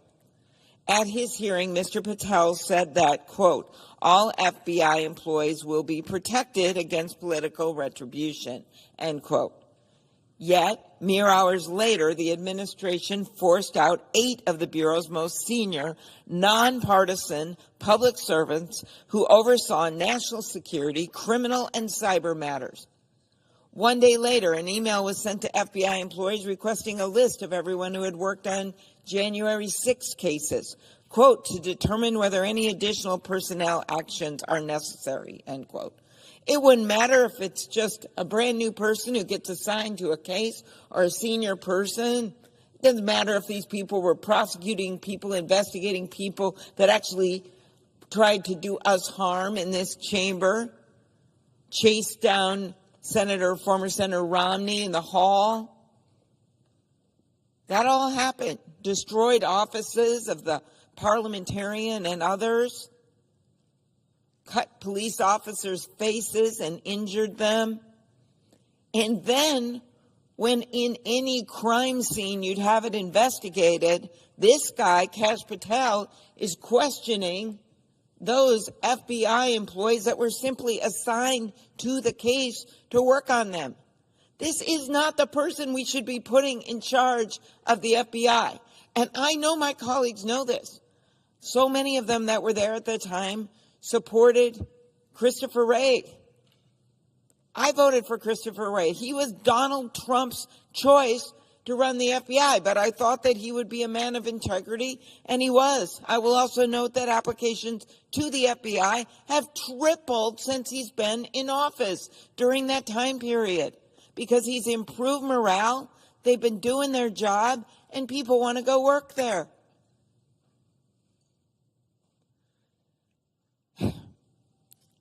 Mr. Patel's supposed enemies are not only government officials he disagrees with.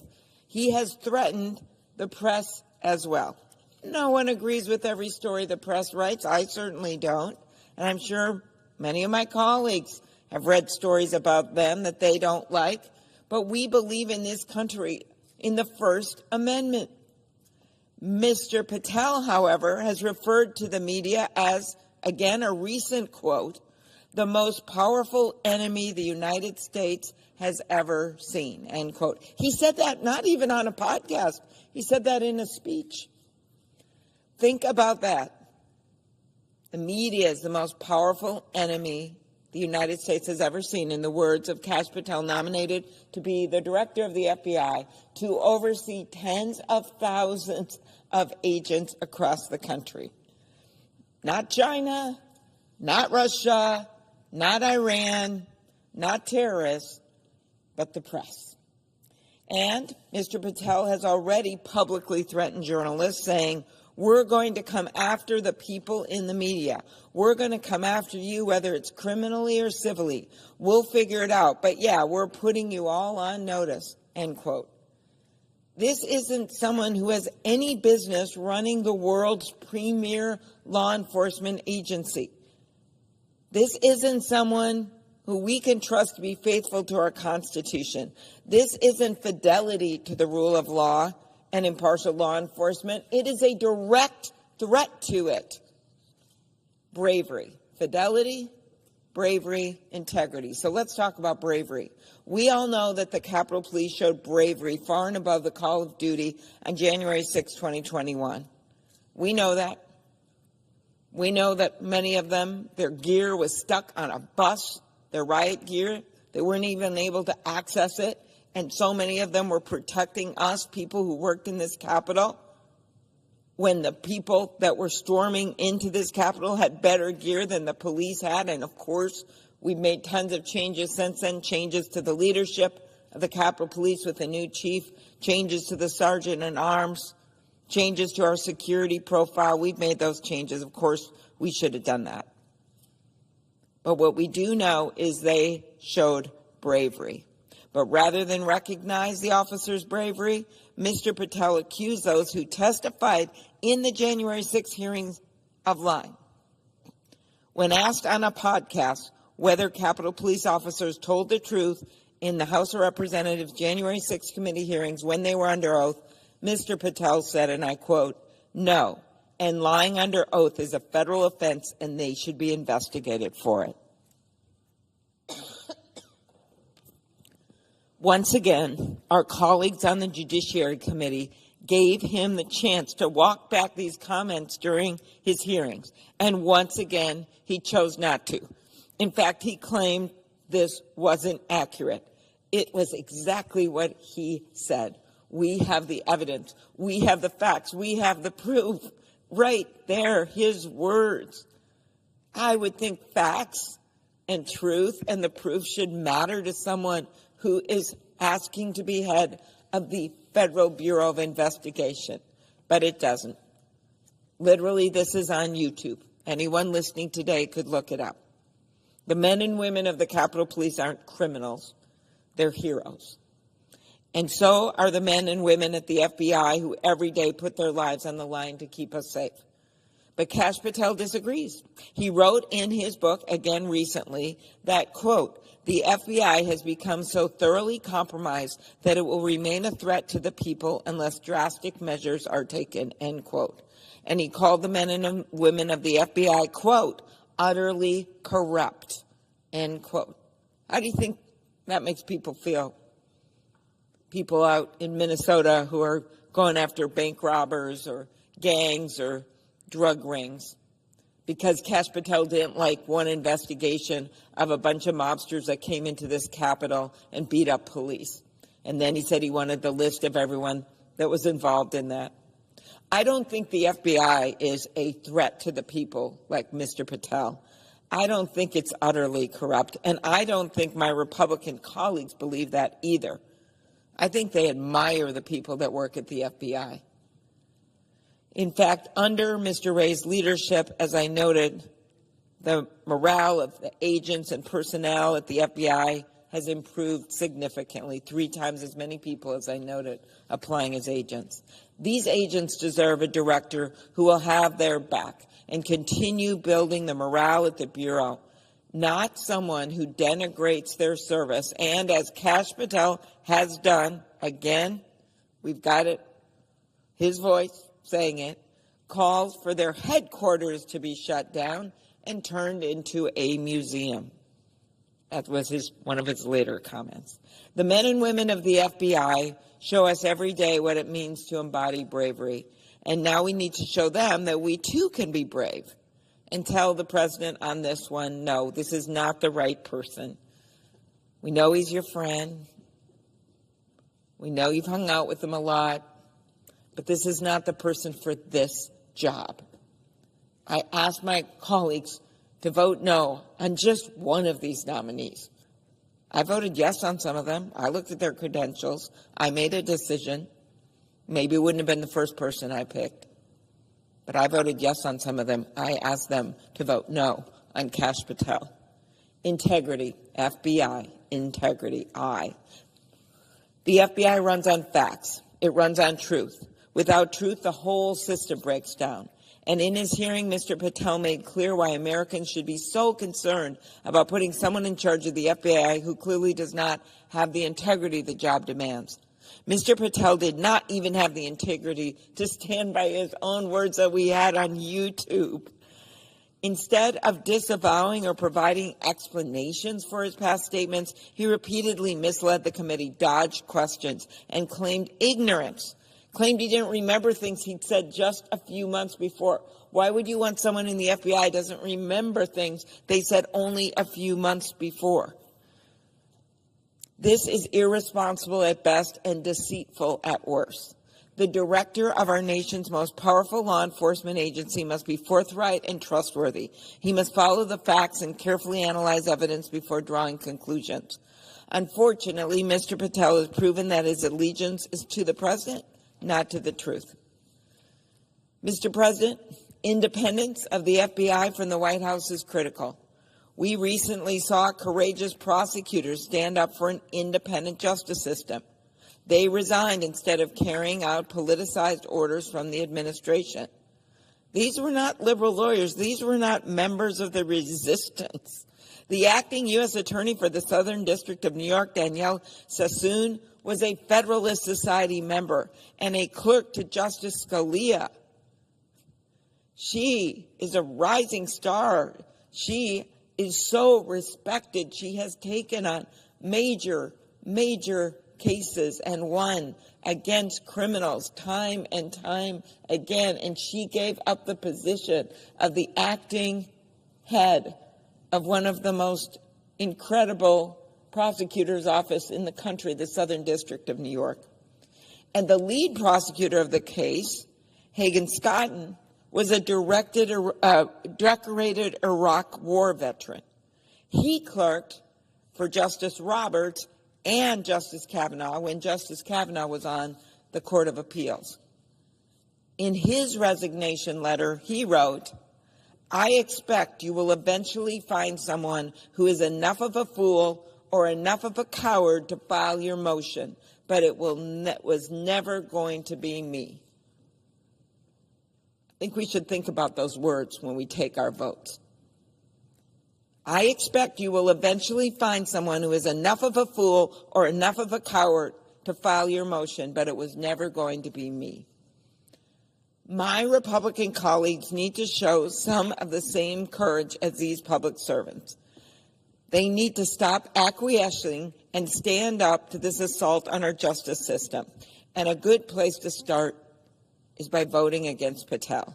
The fact is, federal law enforcement and the American people deserve a director who embodies the Bureau's model: fidelity, bravery, and integrity. I will be voting no on his confirmation, and I asked our Republican colleagues to join me in standing up for justice and standing up for the rule of law.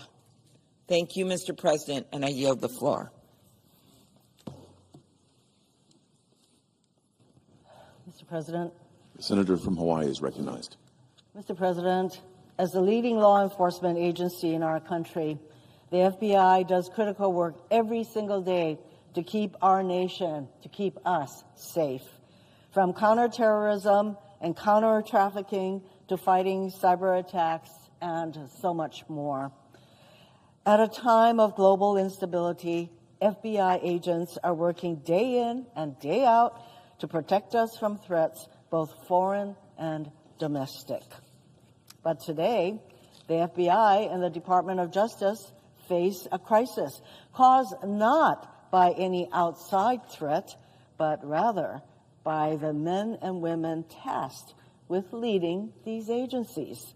Instead of focusing on potential attacks, hacks, or violent criminal enterprises, we have a DOJ and FBI that have been turned inward on themselves.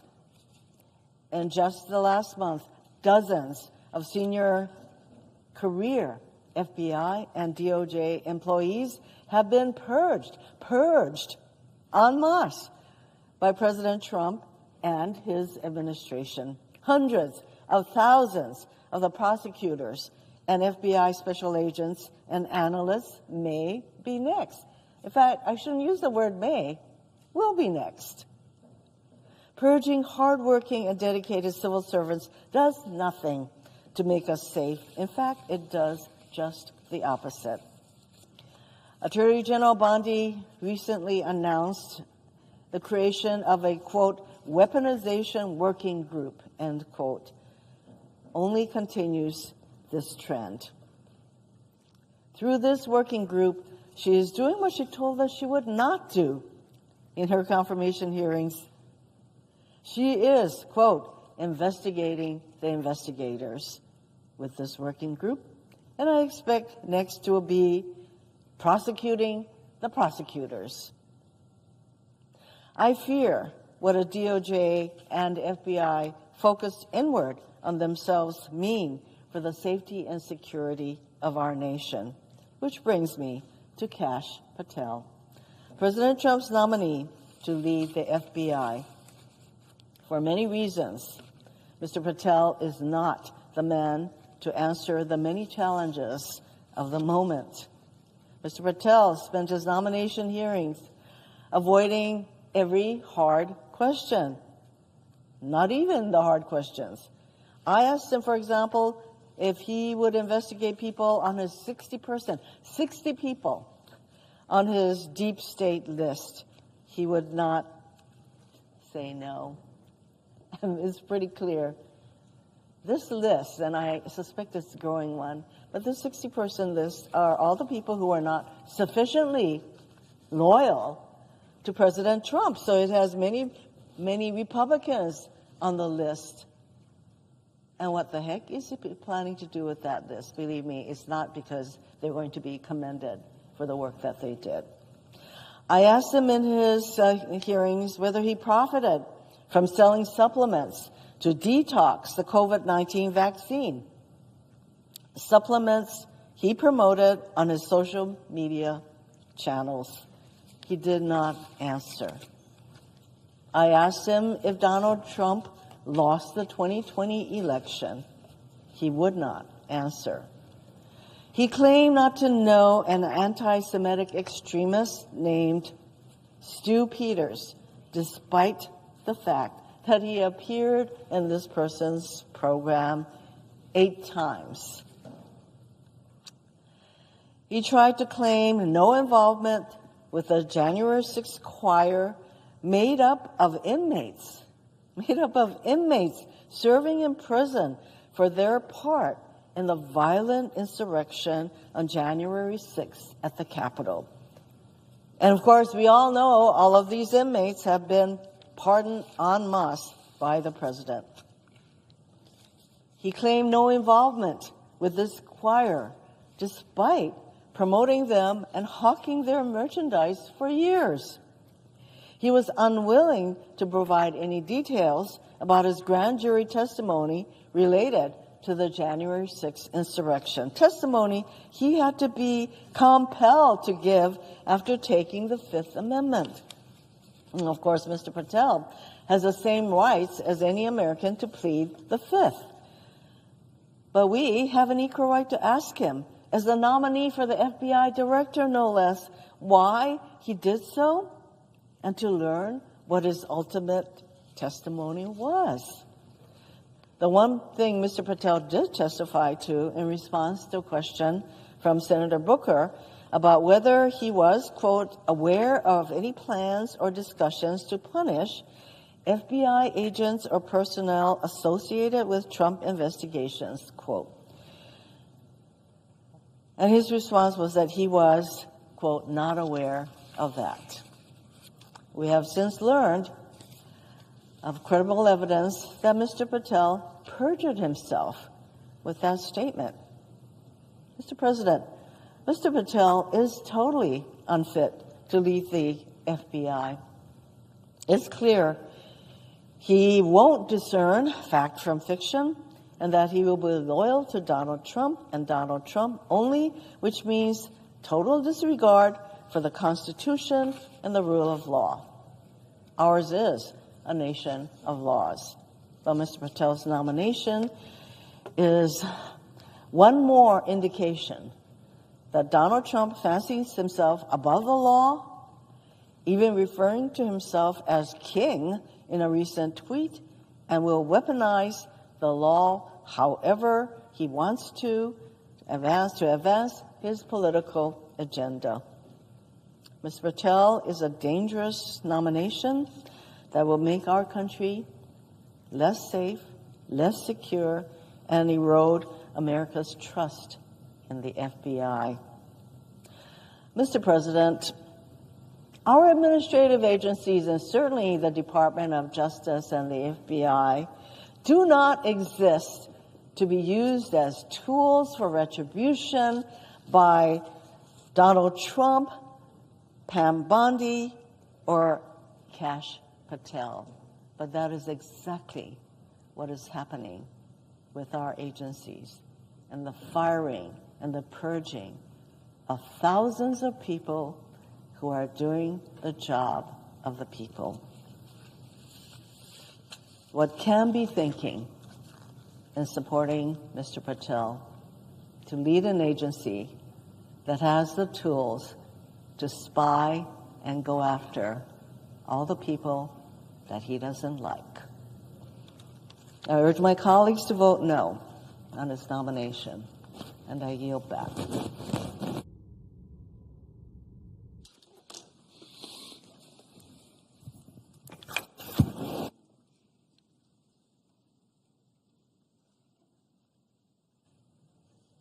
Mr. President. Senator from California is recognized.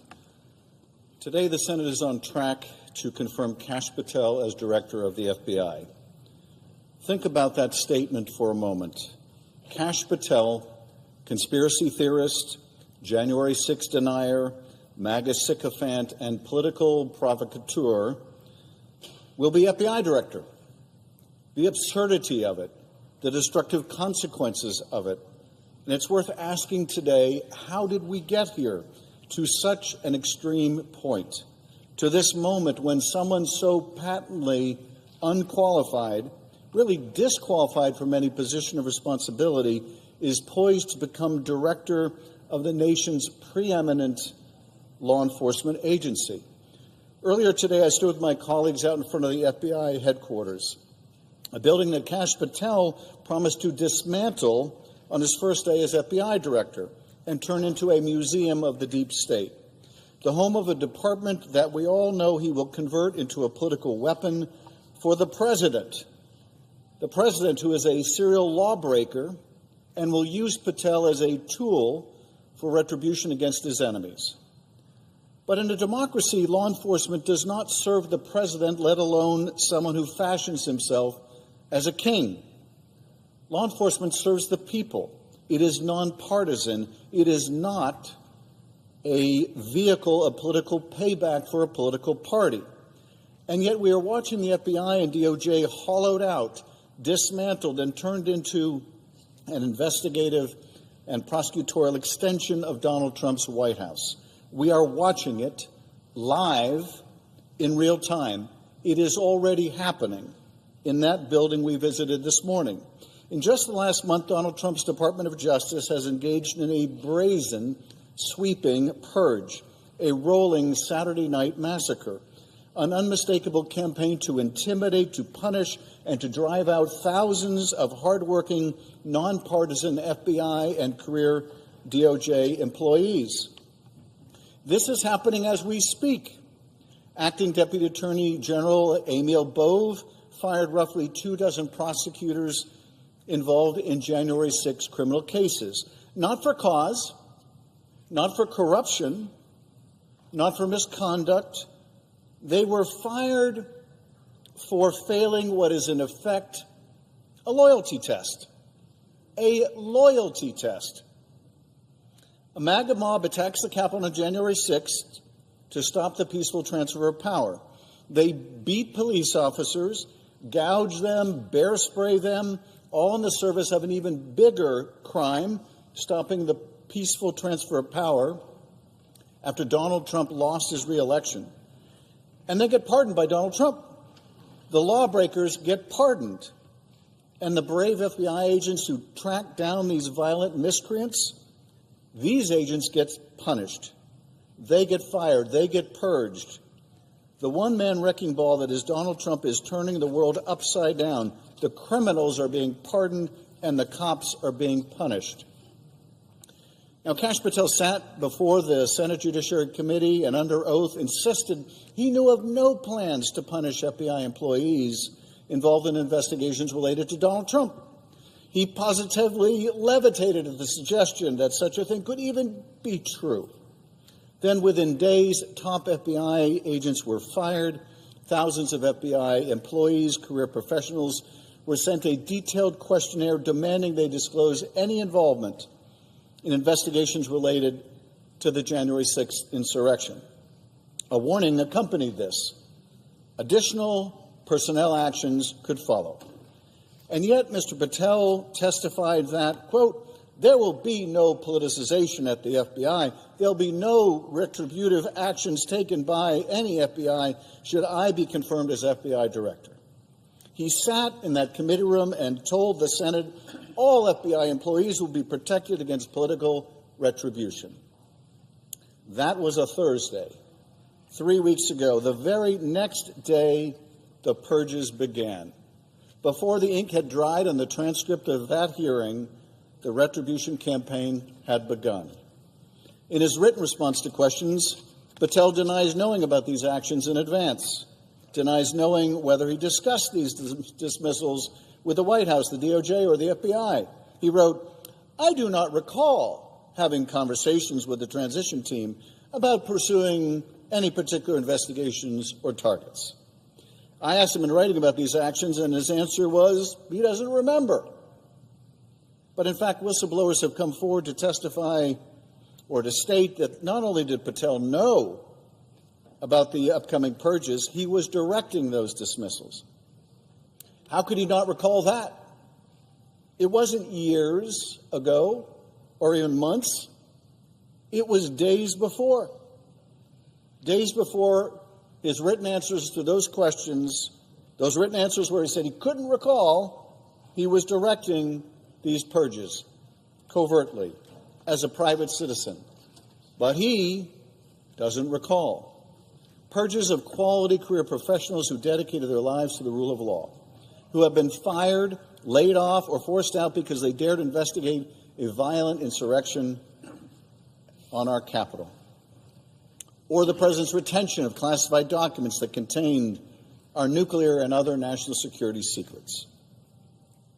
There was a time in our country when the FBI was weaponized, when it served as a sword for the President, and the DOJ served as his shield, when Hoover authorized covert harassment campaigns against the perceived enemies of the President. We thought those days were over, and they were over until now. We must not put in place a Roy Cohn for the President, someone who will bend and break the law to serve the President's personal and political aims. For therein lies the path to corruption, to unlimited power, and to malfeasance of the highest order. We put up guardrails to prevent one man and his cadre of company men from turning the Bureau and Department into a partisan and lawless battering ram. We must not take them down, because we know the road that lies ahead. And we know that Donald Trump cannot destroy the nonpartisan character of the FBI and the Department of Justice without his enablers. And Kash Patel is Donald Trump's hand-picked enabler and henchman, the guy who would say yes when everyone else would say no to any immoral and unlawful requests made by Donald Trump, the guy who publicized his deep state list, almost half of whom are Republicans, the guy who worked for and retains millions of dollars in stock in a company supported by the Chinese Communist Party. In any normal world, that would automatically disqualify someone from leading the nation's premier law enforcement and counterintelligence agency. This is not someone we would want running the FBI. It would be unthinkable to confirm a nominee who's written an entire book in service of, quote, dramatically limiting and refocusing the scope of the FBI's authority. A nominee who's publicly said it would be fun to go on a manhunt of government gangsters alongside those who, quote, represent Donald Trump's army to take this country back. I'm of the opinion that the people the FBI should be going on manhunts for are actual criminals, not the president's enemies of the day. The FBI shouldn't serve as Donald Trump's army. Alas, we will not soon forget the last time Donald Trump's army presented itself to us when they beat down the doors of this Capitol, when they attacked law enforcement and sought to overturn an election. Mr. Patel is quite familiar with that mob. He celebrated them in song. Now, Mr. Patel tried to deny his association with the January 6th choir. He said he had nothing to do with their recording. But earlier on Steve Bannon's podcast, he was all too proud to brag about it. Quote, so what we thought would be cool is if we captured that audio and then, of course, had the greatest President Donald J. Trump recite the Pledge of Allegiance, then we went to a studio and recorded it, mastered it, digitized it, and put it out as a song, now releasing exclusively on the War Room. But when I asked him about this under oath, his response was, and you may never believe this, when he said we did this and we did that, we didn't include him. I don't know what's worse, taking credit for something he didn't do or doing something and then lying about it. But what I do know is this is not the character of someone who should be director of the FBI. At the hearing, I also asked him to turn and face the Capitol Police officers in the room. These officers from the same department that suffered such grievous injuries on January 6th. He couldn't do so. He couldn't look them in the eye. And I don't blame him for being too ashamed. He should be ashamed, celebrating their victimization in a song. He should be ashamed. And anyone voting to confirm him should be ashamed. And yet here we are, on a fast track to rubber stamp his confirmation, asked to turn a blind eye as he takes control of the most powerful law enforcement agency in the country. That is what my Republican colleagues seem poised to do, and I will ask again, how on earth did we get here? And where are we going? By confirming a nominee who is so plainly unqualified, who is tied up in shady business dealings with the CCP and the Kremlin, who made songs with violent cop beaters, who made memes of himself sawing the heads off of members of Congress. How on earth did we get here? Because we all know where this road ends. A weaponized FBI, investigations into anyone who stands up to Donald Trump, elected officials, journalists, Democrats, and Republicans, anyone. Now, I know some of my colleagues seek solace in the belief that if they just toe the line for long enough, they'll be spared. But we all know what happens when someone falls out of favor with Donald Trump, when you're inevitably asked to vote for something or do something so egregious that you cannot possibly continue to say yes. And when you reach that moment, when you're forced to cross the president or abandon your final line in the sand, it will be these moments you remember, the concessions to a wannabe authoritarian that you were willing to entertain, the lines you allowed him to cross so you would be spared his wrath. But you will not be spared. No one is. Not the veteran, nonpartisan employees at the FBI, not the maverick, moderate members of this body, not even the most extreme supporters, left out in the cold the moment they are no longer valuable to this president. When, not if, when you fall out of favor with Donald Trump, Patel and others may be unleashed on you as well. My colleagues should remember there is more room under Donald Trump's bus than on it. Enabling his administration is a one-way street, and by continuing to go down it, you drive yourselves and the foundations of our democracy to the very precipice. My colleagues, we have a duty today, a duty to the Constitution and a duty to the American people. We have a duty to the 38,000 men and women of the FBI who put themselves and their lives on the line every single day. Those who work in the building where we stood this morning in the freezing cold and in communities and cities across the country, keeping us safe and secure. We must take that duty seriously, because if we confirm Kash Patel, knowing what we are getting, knowing where we are going, we will only have ourselves to blame. Mr. President, I yield back.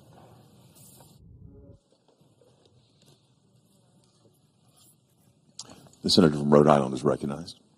Thank you, Mr. President. I'm here to join my distinguished colleague from California in opposition to the nomination of Kash Patel and to make crystal clear to this body what he is going to do in that job.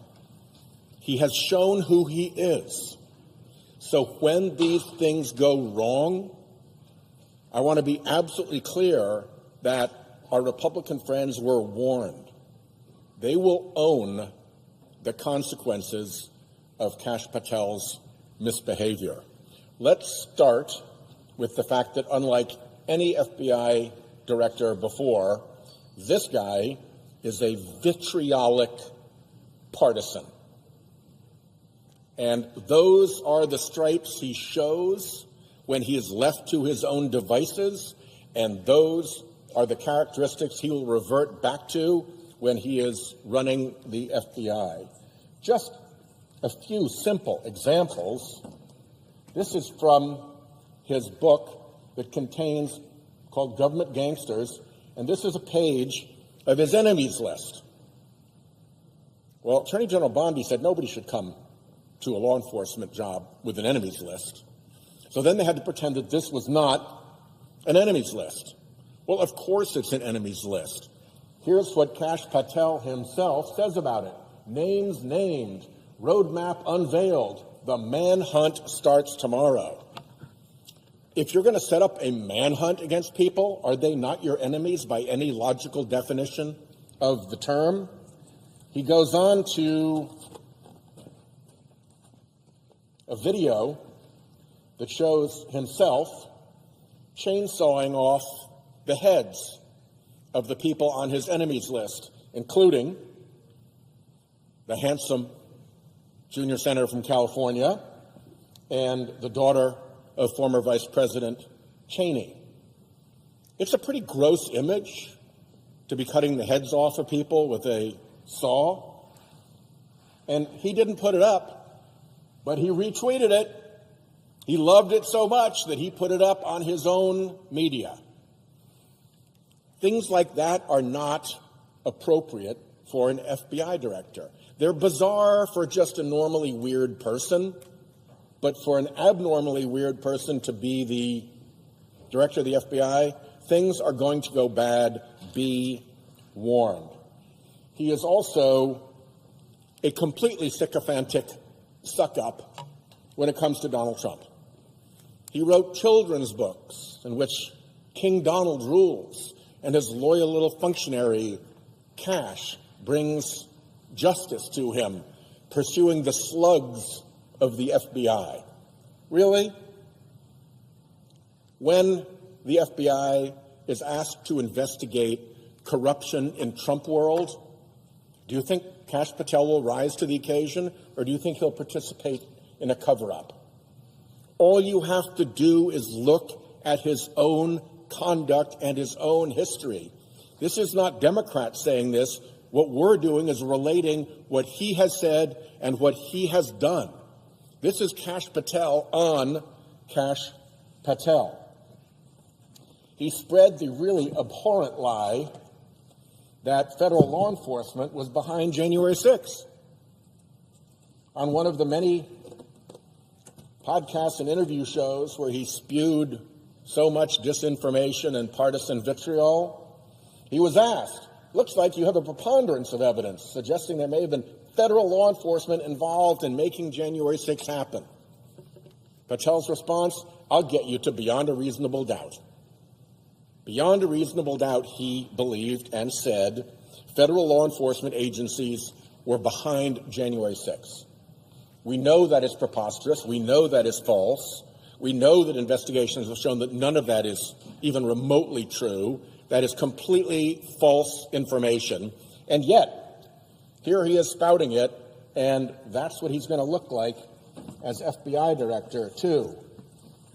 The FBI is going to have to appear before judges and convince judges of the probity of the agency, of the legitimacy of the agency, of the propriety of the investigation, that the department has done a fair job of marshaling the evidence.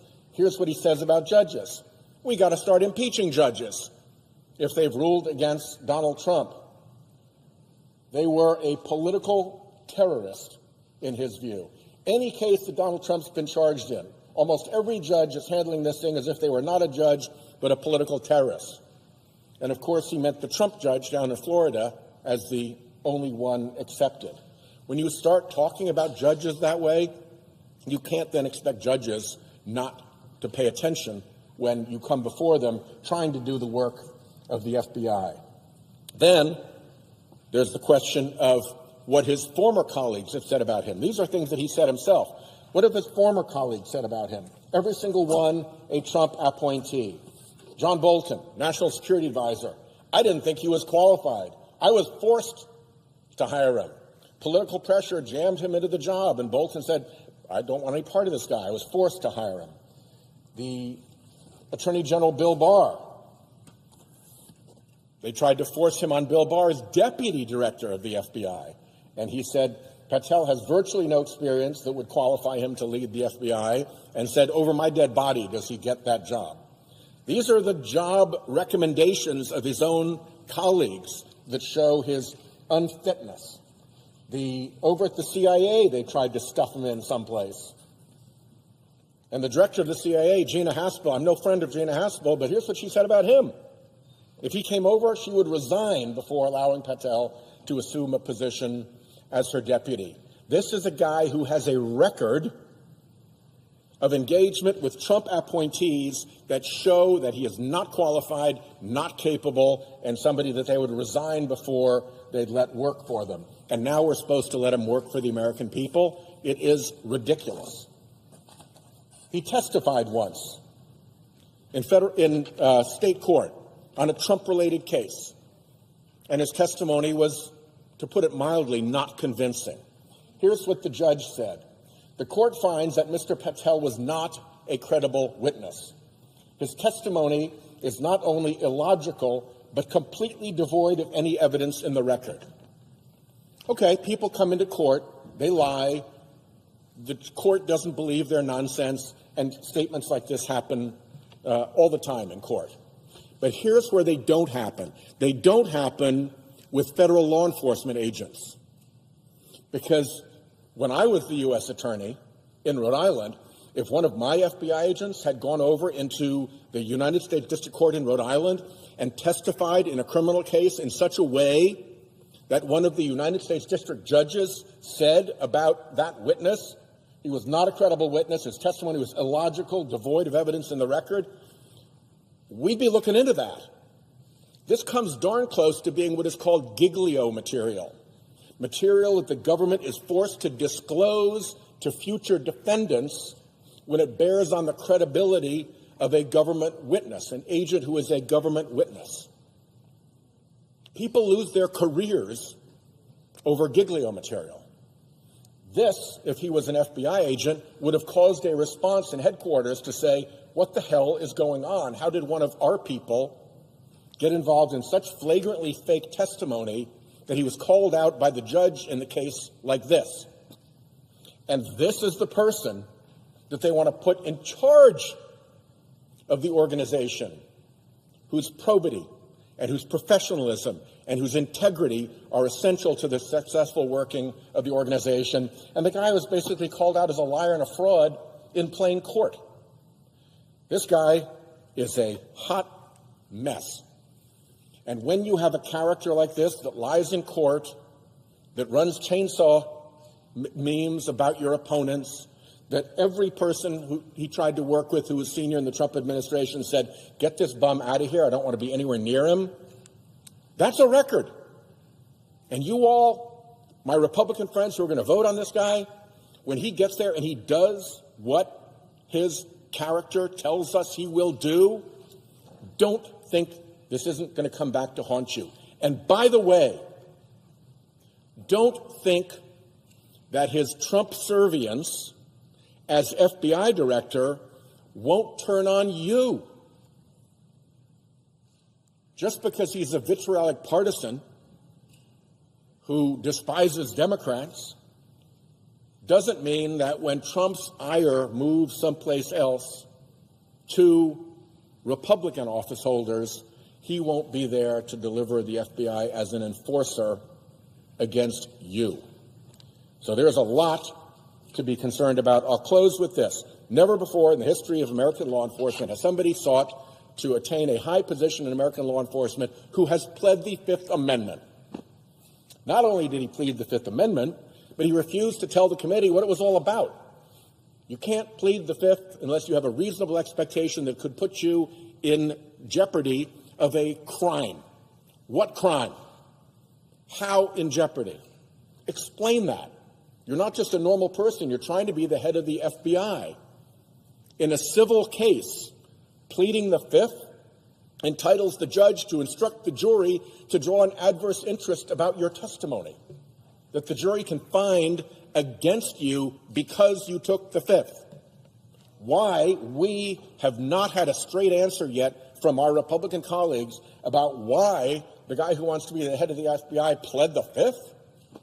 It is an unprecedented, terrible situation. With that, I yield the floor.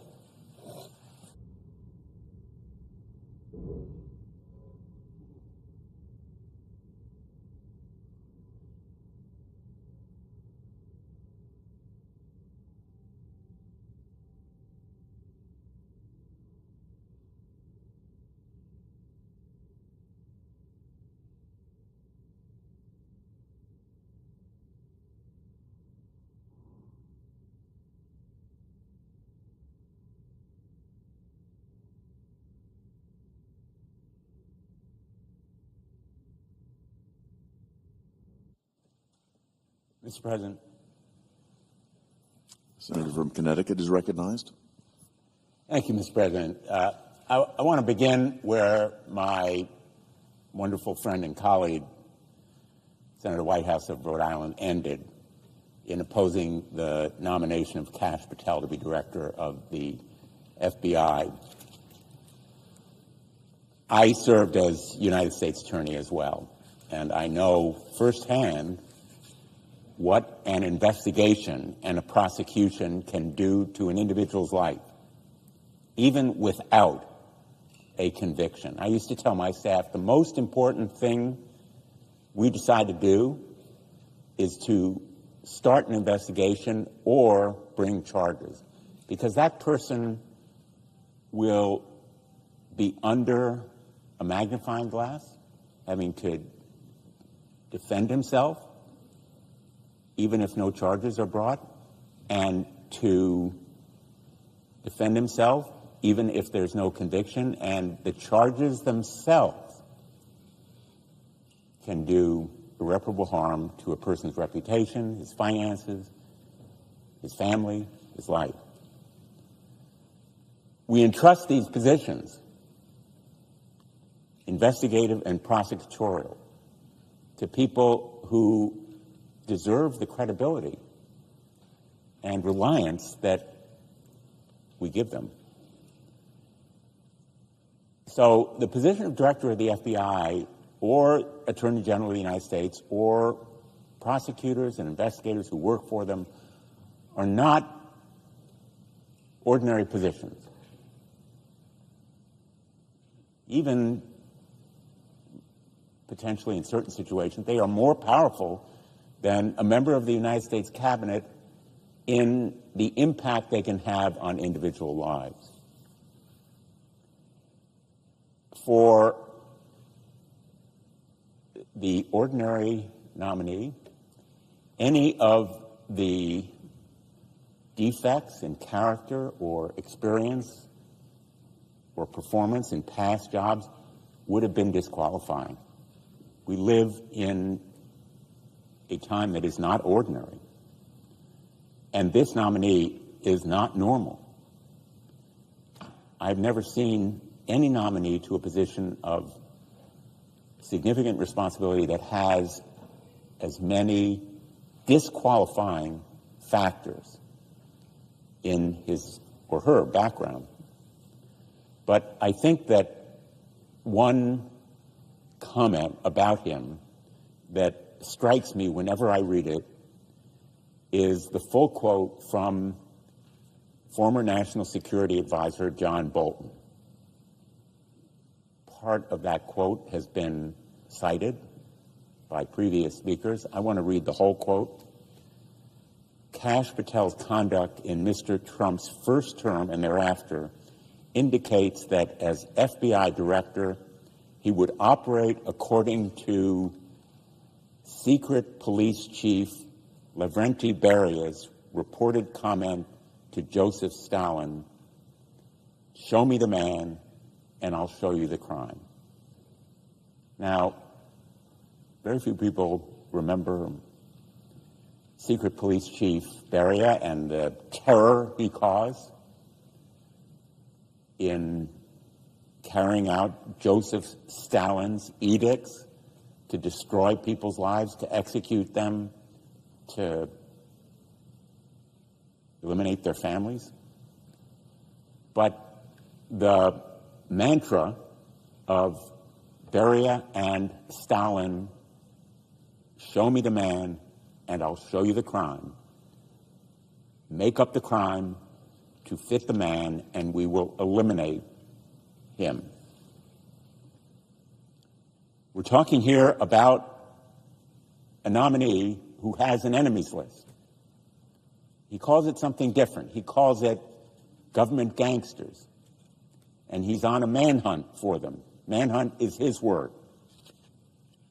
He can use different words, but the point here is he is on a mission to use the powers of this office in Donald Trump's name for political retribution against his enemies, against Trump's enemies, against MAGA's opponents. To use these institutions for political retribution is the height of irresponsibility. Even to hint at it ought to be disqualifying, and he has made it explicit in his past writings and his statements and speeches, not just a couple of times. It is a theme that runs through his public comments, that eliminating enemies through the use of prosecution is not only acceptable, but it's desirable. The FBI is a very special agency, 38,000 civil servants, including 13,000 special agents who go after international and domestic terrorism, cyber criminal syndicates, foreign espionage, organized criminal enterprises, including drug cartels, child sexual exploitation, and human trafficking, and many other crimes that affect our lives and the lives of everyday Americans across the country. All different backgrounds, races, religions can be victims of crime that the FBI investigates. And the FBI agents put their lives on the line because pursuing these crimes often puts them at risk from bad guys who may not even know that they're shooting at an FBI agent, but it's somebody pursuing them. They may not know that an FBI agent is operating undercover, and they may be killing him. And so the FBI's work is a dangerous business, but it is for our good and our safety. The American people deserve an FBI leader who is worthy of them. The American people deserve a director of the FBI who will keep them safe and who will make that safety a priority.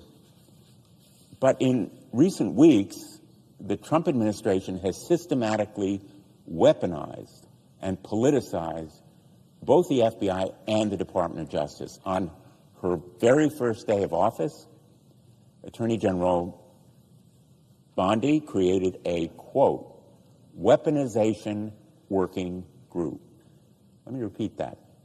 Weaponization working group. And specifically named targets to be investigated: Letitia James, Alvin Bragg, Jack Smith, All of them have led legitimate prosecutions and lawsuits against President Trump.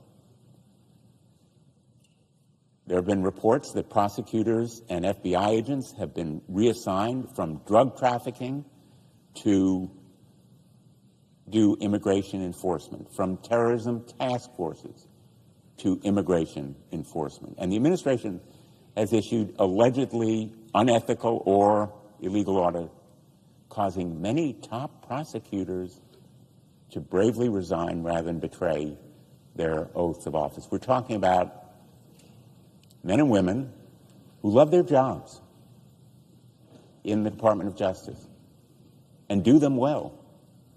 And they have sacrificed those jobs because they were ordered to take action that was unethical or illegal in their view. We need now more than ever an FBI director who is trustworthy and devoted to the ideals and values of the Department of Justice and the Constitution above all.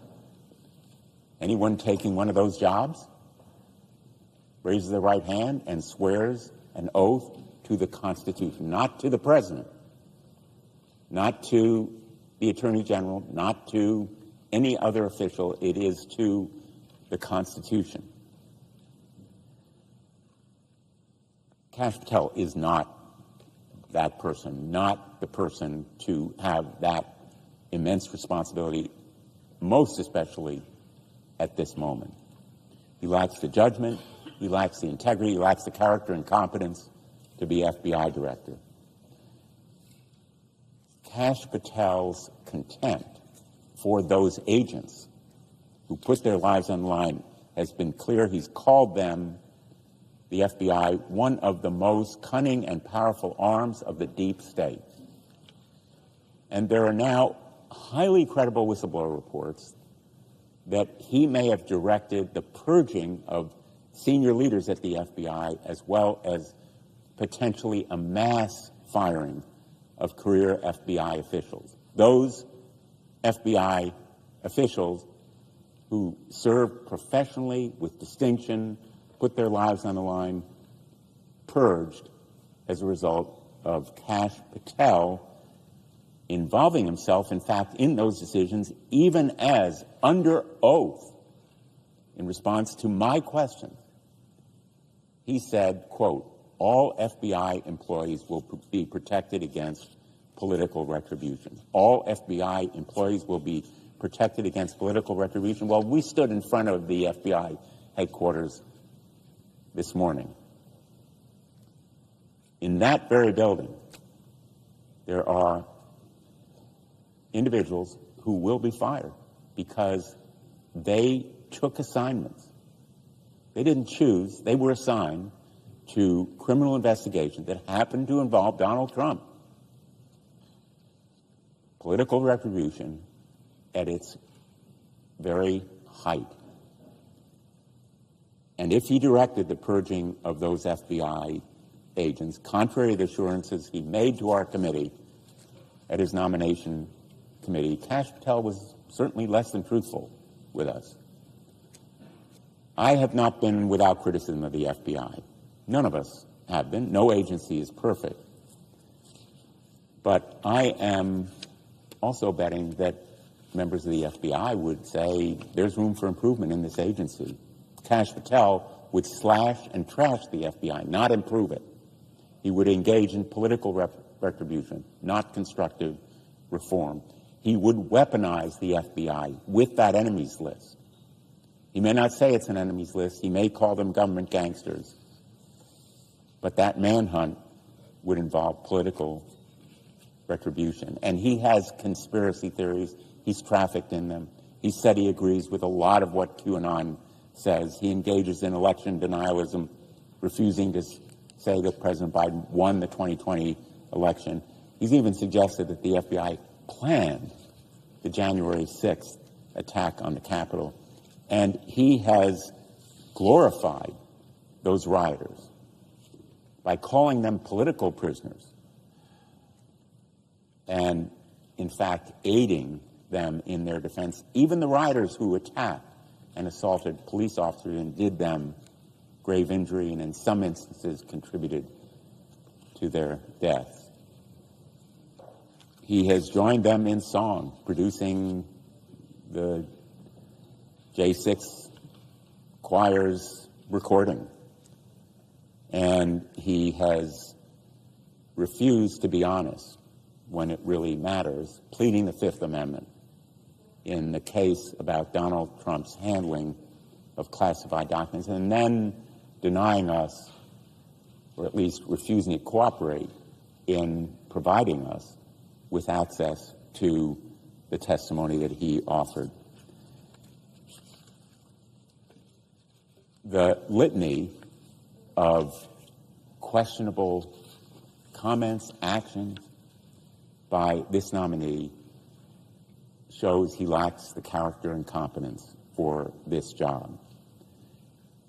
I've talked about roughly half a dozen various different facts in his background, statements, comments, actions that would be individually disqualifying. Altogether, they paint a picture of someone who has no proper role anywhere near a law enforcement agency, let alone director of the FBI. I'm appalled that my Republican colleagues voted for him in committee unanimously on their side. I'm appalled that so few may vote against him on the floor today. But I am absolutely sure of this one thing. This vote will haunt anyone who votes for him. They will rue the day they did it. To my Republican colleagues, think about it. Think about what you will tell your constituents, more important, your family, maybe your grandchildren, about why you picked and voted for this person who will so completely and utterly disgrace this office and do such grave damage to our nation's justice system. Mr. President, I yield the floor.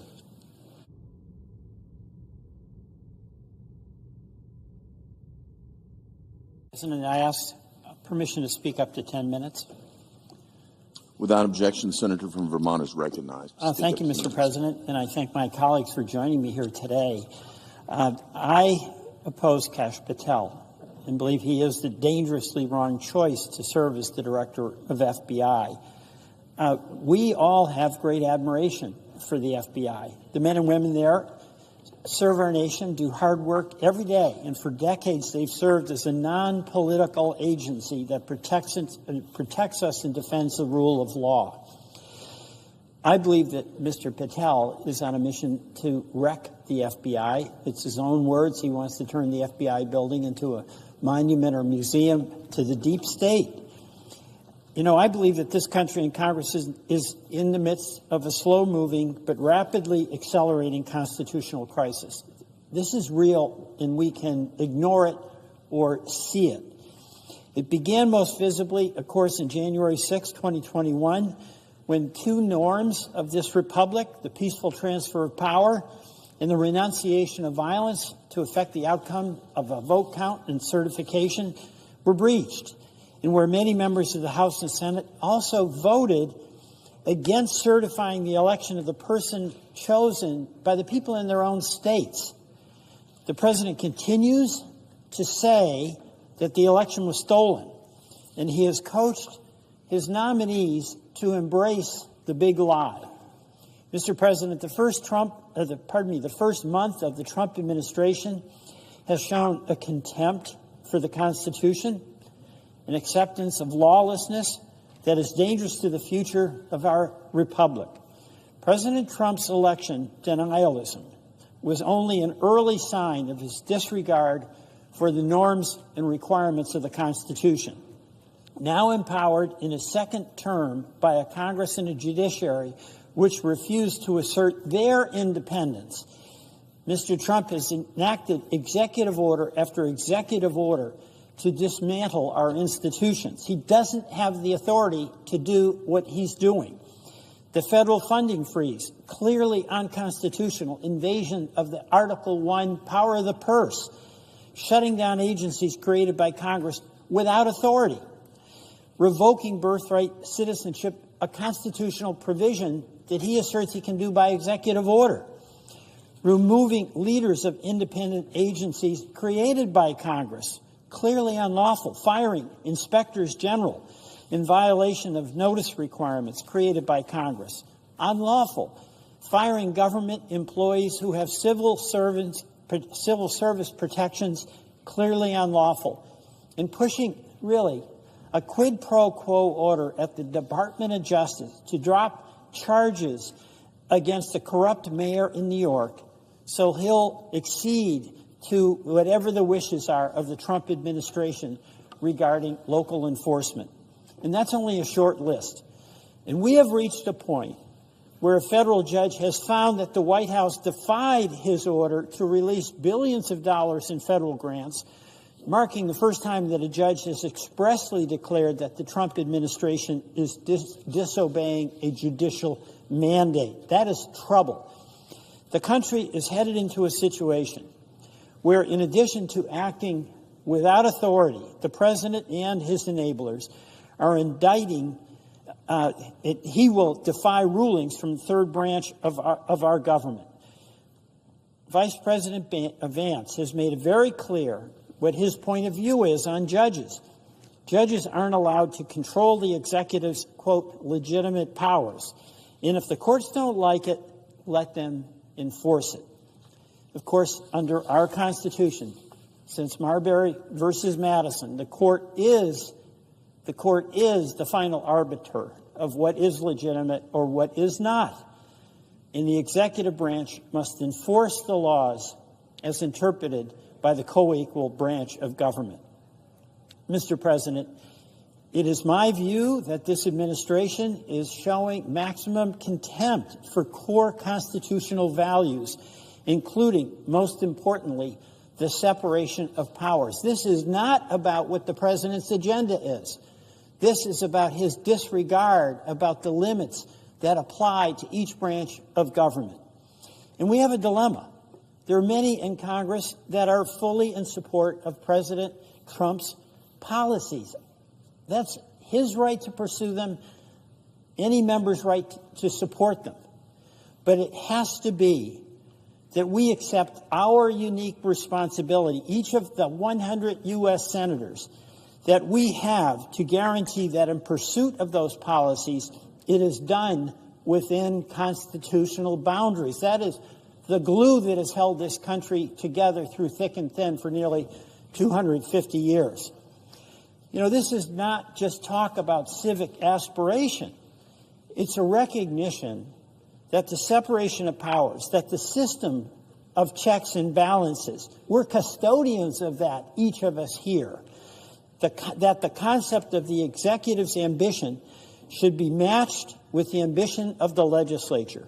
That's what's held us together through the turmoil of our own history. We have fierce debates about important public policy matters, but what allows us to resolve them, despite intense disagreements, is staying within the guardrails of the Constitution. That process is being threatened directly and aggressively. The president's attack on our Constitution on January 6th has continued to this day. We've witnessed a renunciation of the decision that the American people made in the 2020 election by President Trump's nominees. Many of them who came before us, including Mr. Patel, were unable to simply say who won the 2020 election. They continued the Stop the Steal narrative even 4 years later. And now we have President Trump in his first month in office acting in ways that continues to challenge the constitutional order. I'm voting against Mr. Patel primarily, but not exclusively, because he's clearly an instrument in that effort to continue eroding the precepts of the Constitution on separation of powers. And I urge all my fellow senators, Republican and Democrats, to embrace the responsibility we have to assert our responsibility and authority as a co-equal branch. This is a difficult time, particularly for many of my esteemed colleagues on the Republican side. You may support, as I mentioned, the policies of the president, but we've got to take a look at how he is going about trying to implement them. That really matters. We are all custodians of the constitutional order. I'm regarding what President Trump has been doing in his first month in office as an illegal rampage. It's a rampage of illegality. He's showing a contempt for Congress and a contempt for the United States judiciary.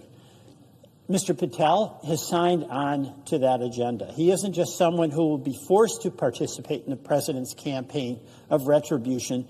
He's an active participant. He's got his enemies list. We know this because his own words said what was the FBI doing planning January 6th for a year? No basis for that other than to set up the attack on the good men and women of the FBI. Mr. Patel is the one who created a list of deep state individuals. This is like Russia kind of stuff, half of whom are Republicans in the so-called deep state. And he called it nothing more than a cabal of government gangsters and allies. This is the department he's going to be leading, really. And he's the one who said, thank you to President Trump for helping put so many government gangsters in their place. Mr. President, Mr. Patel is not the person to lead the FBI. And my hope is that all of us should consider what Mr. Patel will do. He's going to use the power of the FBI to go after all those in government, those in the media, and those across the country he doesn't agree with. He cannot serve as the next director of the FBI. I yield back. All post-cloture time has expired. The question occurs on the nomination. Do I hear a sufficient second? There appears to be a sufficient second. The clerk will call the roll. Ms. Alsobrooks, Ms. Baldwin, Mr. Banks, Mr. Barrasso.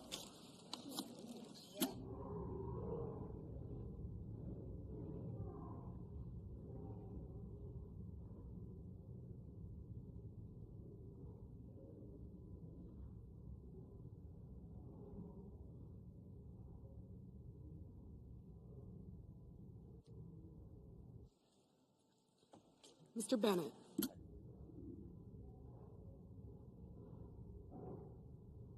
Mrs. Blackburn. Mr. Blumenthal.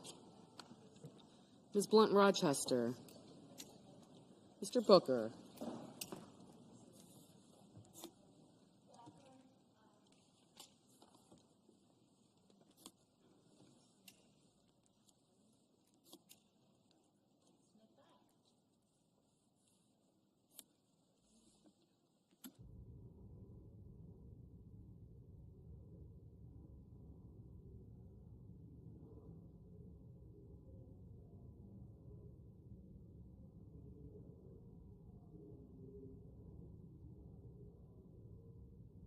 Mr. Bozeman, Mrs. Brett, Mr. Budd, Ms. Cantwell, Mrs. Capito,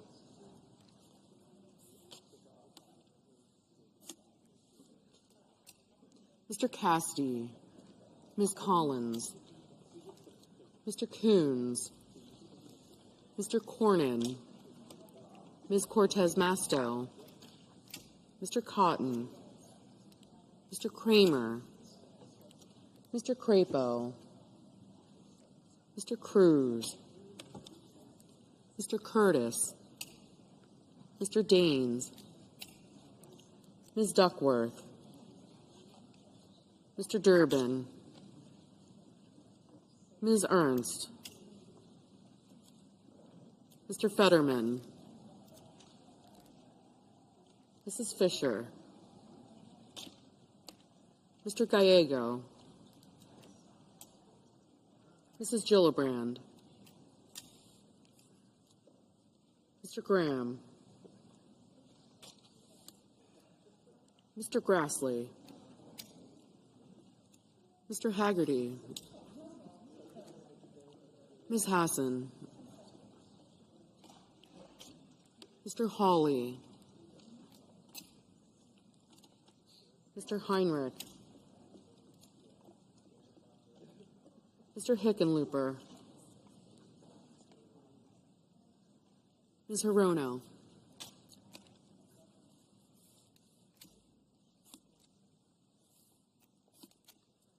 Mr. Hoven, Mr. Husted,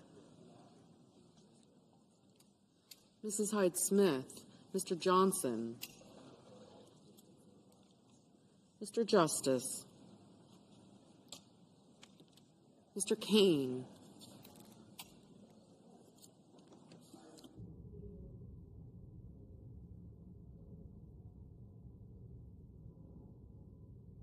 Mr. Kelly, Mr. Kennedy,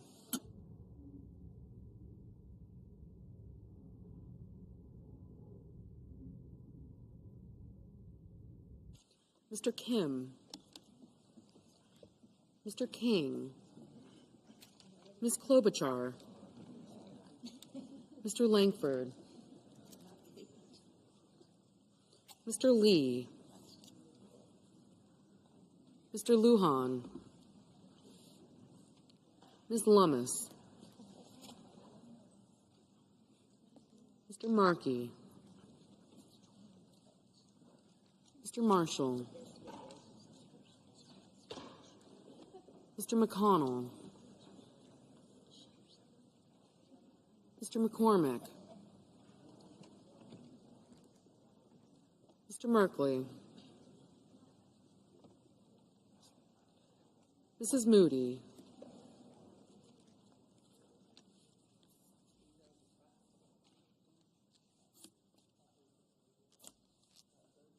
Mr. Moran, Mr. Moreno, Aye. Mr. Mullen, Ms. Murkowski, Mr. Murphy, Mrs. Murray,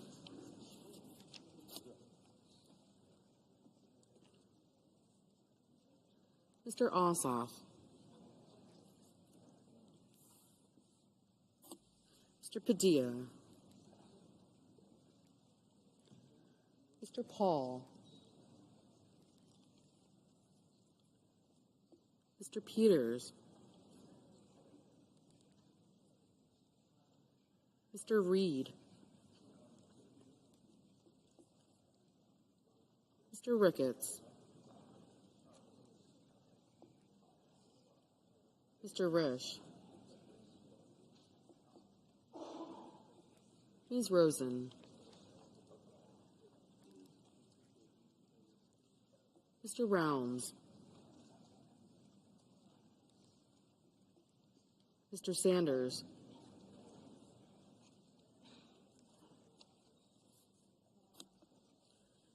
Mr. Schatz, Mr. Schiff, Mr. Schmidt,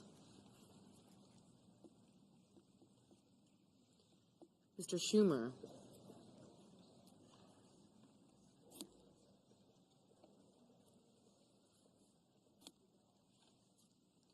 Mr. Scott of Florida,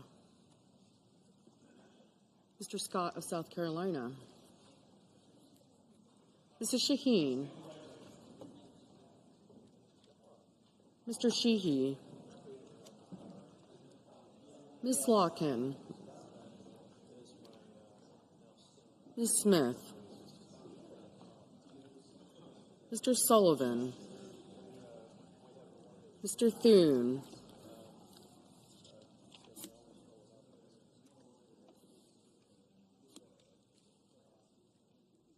Mr. Tillis, Mr. Tuberville.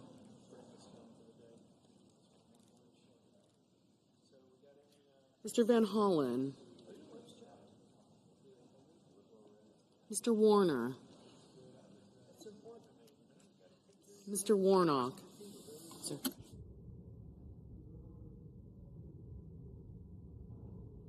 Ms. Warren. Mr. Welch. Mr. Whitehouse. Mr. Wicker. Mr. Wyden. Mr. Young.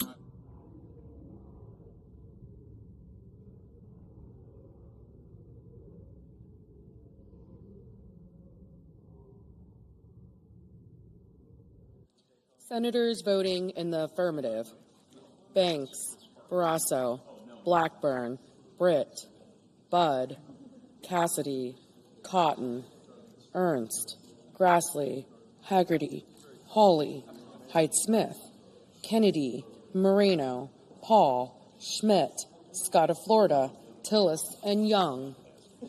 Senators voting in the negative: Duckworth, Durbin, King, Lujan, Murkowski, Murphy, Padilla, Peters, Sanders, Warner, and Welch.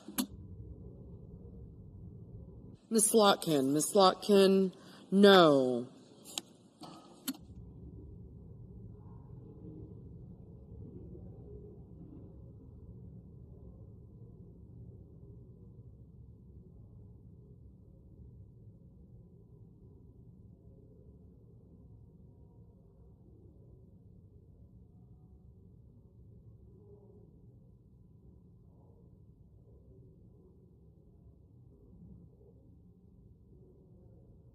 Mr. Sheehy, aye. Mr. Schatz, no.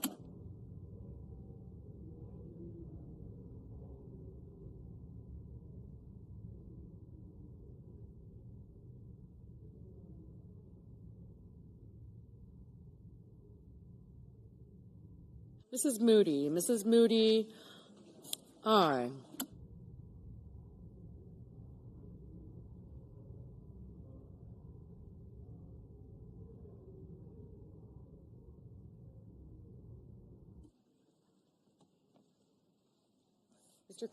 Mr. Crapo, aye.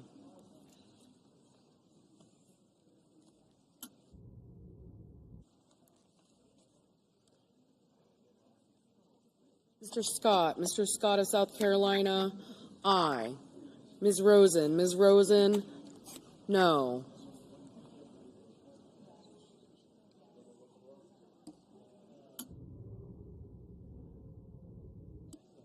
Mr. Tuberville, aye. Mr. Husted, aye. Mr. Johnson, aye.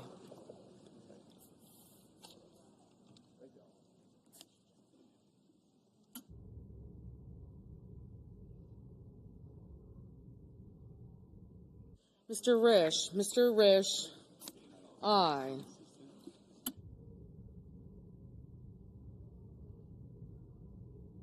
Mr. Kelly, no.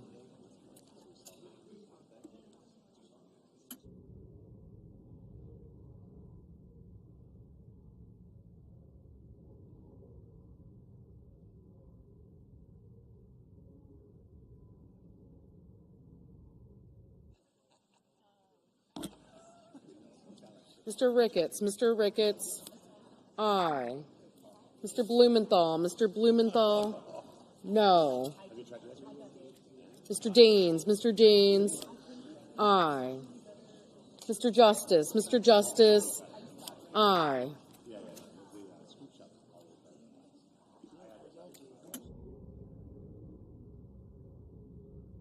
Ms. Cantwell, no. Mr. Graham, aye. Ms. Collins, no. Mr. Marshall, aye. Ms. Lummis, aye. Mr. McCormick. Mr. McCormick. Aye.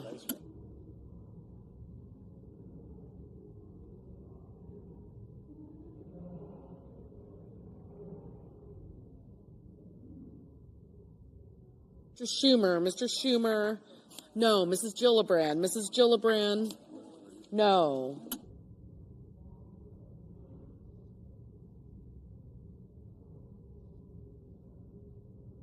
Mr. Sullivan. Mr. Sullivan. Aye.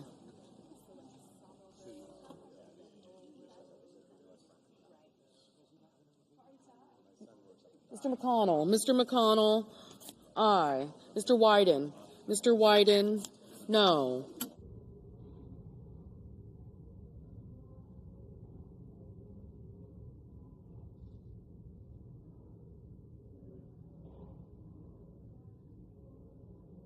Ms. Alsobrooks. Ms. Alsobrooks. No. Mr. Kramer. Mr. Kramer. Aye. Ms. Blunt-Rochester. Ms. Blunt-Rochester. No. No. Mr. Kim. Mr. Kim. No. Mr. Merkley. Mr. Merkley. No. Mr. Langford. Mr. Langford. Aye.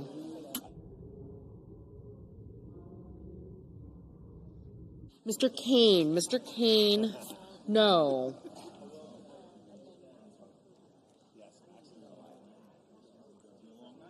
Mr. Warnock. Mr. Warnock. No. Ms. Hirono. Ms. Hirono. No.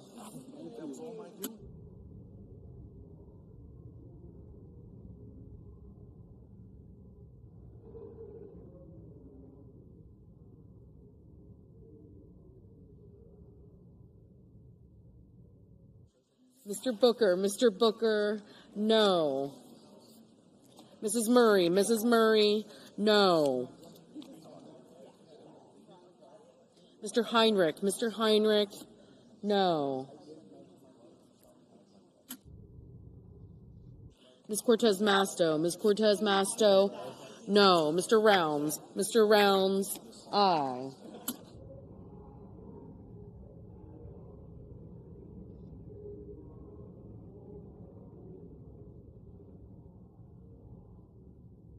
Mr. Moran.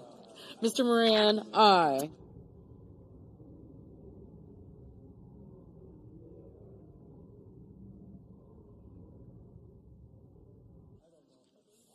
Mr. Reed. Mr. Reed. No.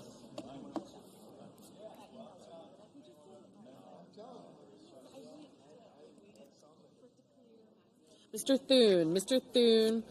Aye.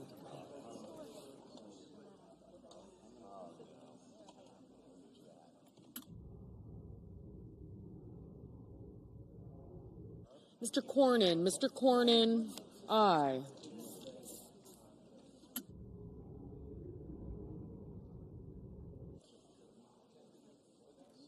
Ms. Warren. Ms. Warren. No.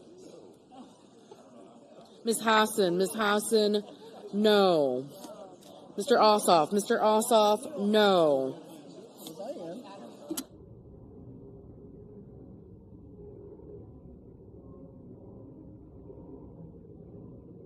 Mr. Fetterman. Mr. Fetterman. No.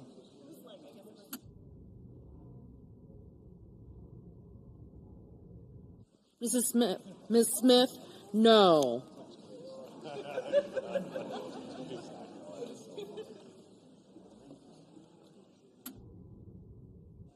Mr. Van Hollen. Mr. Van Hollen. No. Mr. Markey. Mr. Markey.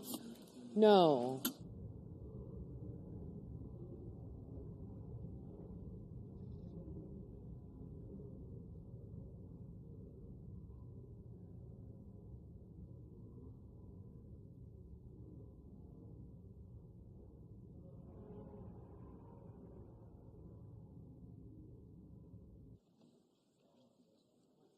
Mr. Coons. Mr. Coons. No.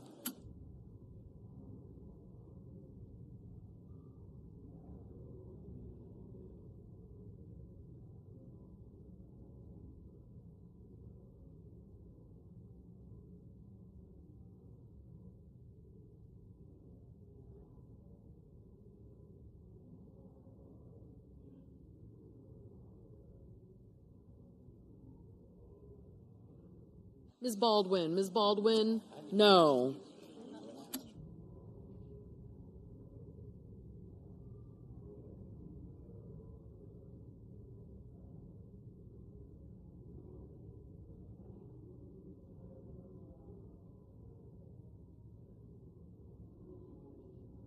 Mr. Hickenlooper. Mr. Hickenlooper, no.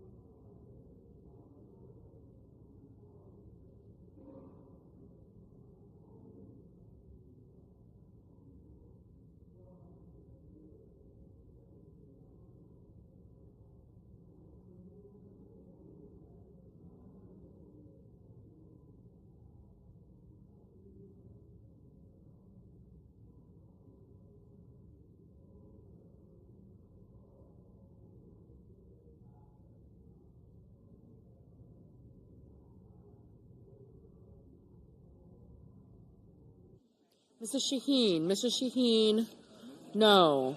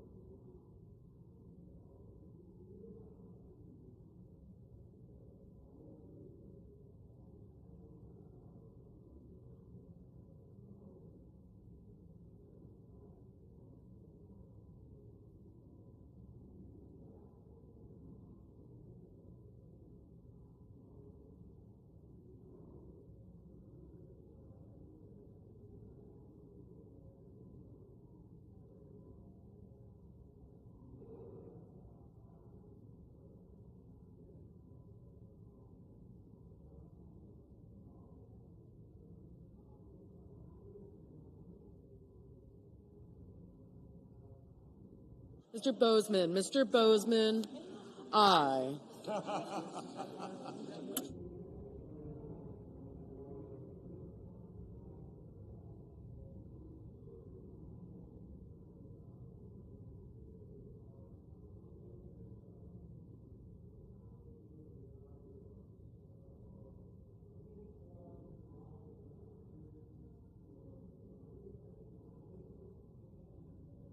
Ms. Klobuchar. Ms. Klobuchar, no. Mr. Hoven. Mr. Hoven, aye.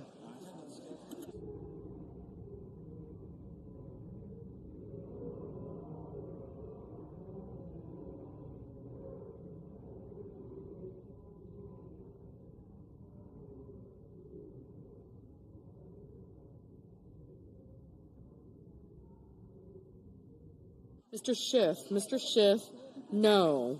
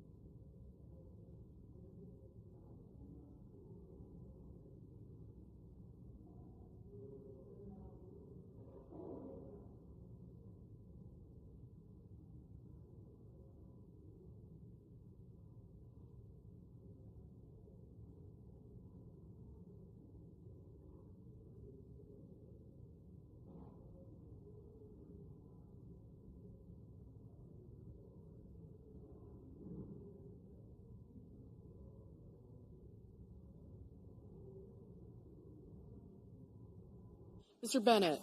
Mr. Bennett, no. Mrs. Capito. Mrs. Capito, aye. Mr. Wicker. Mr. Wicker, aye.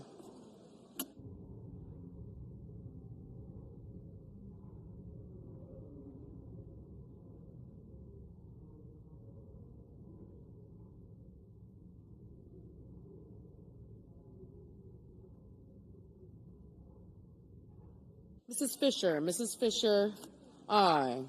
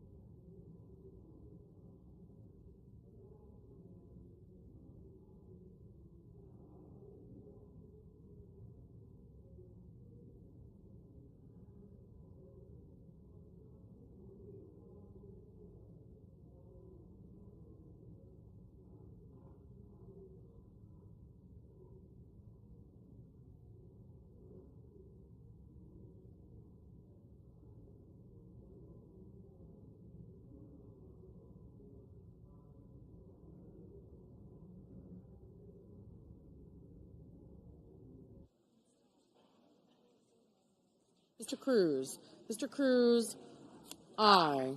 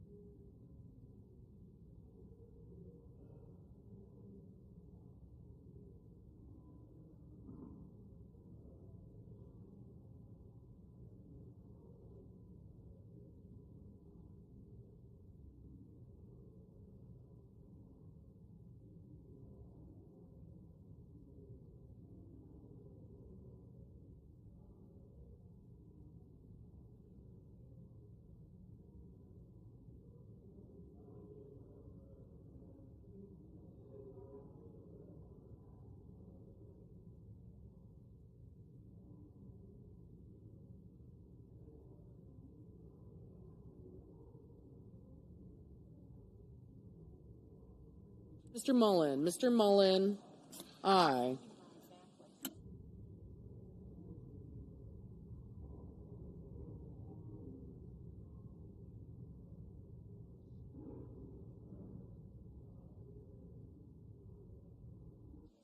Mr. Lee.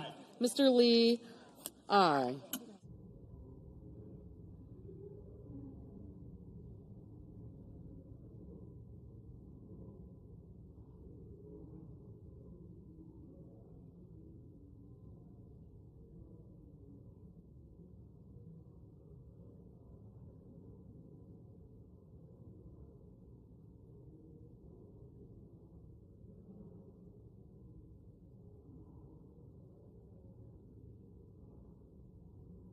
Mr. Gallego. Mr. Gallego, no.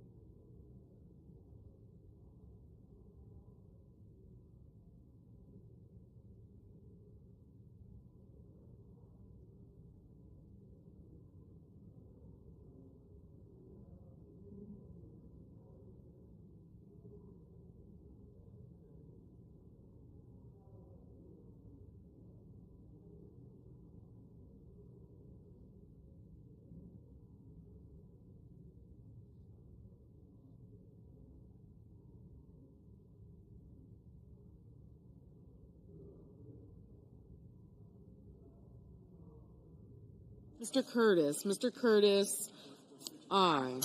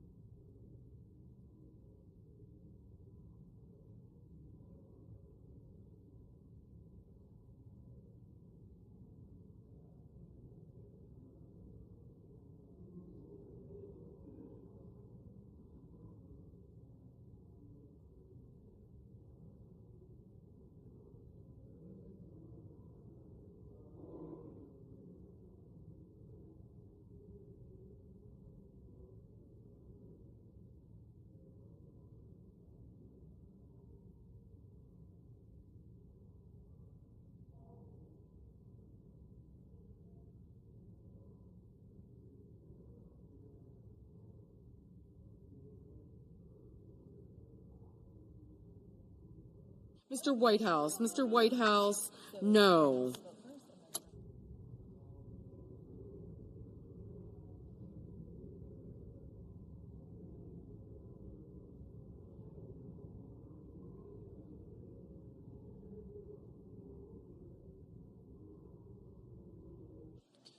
The yeas are 51.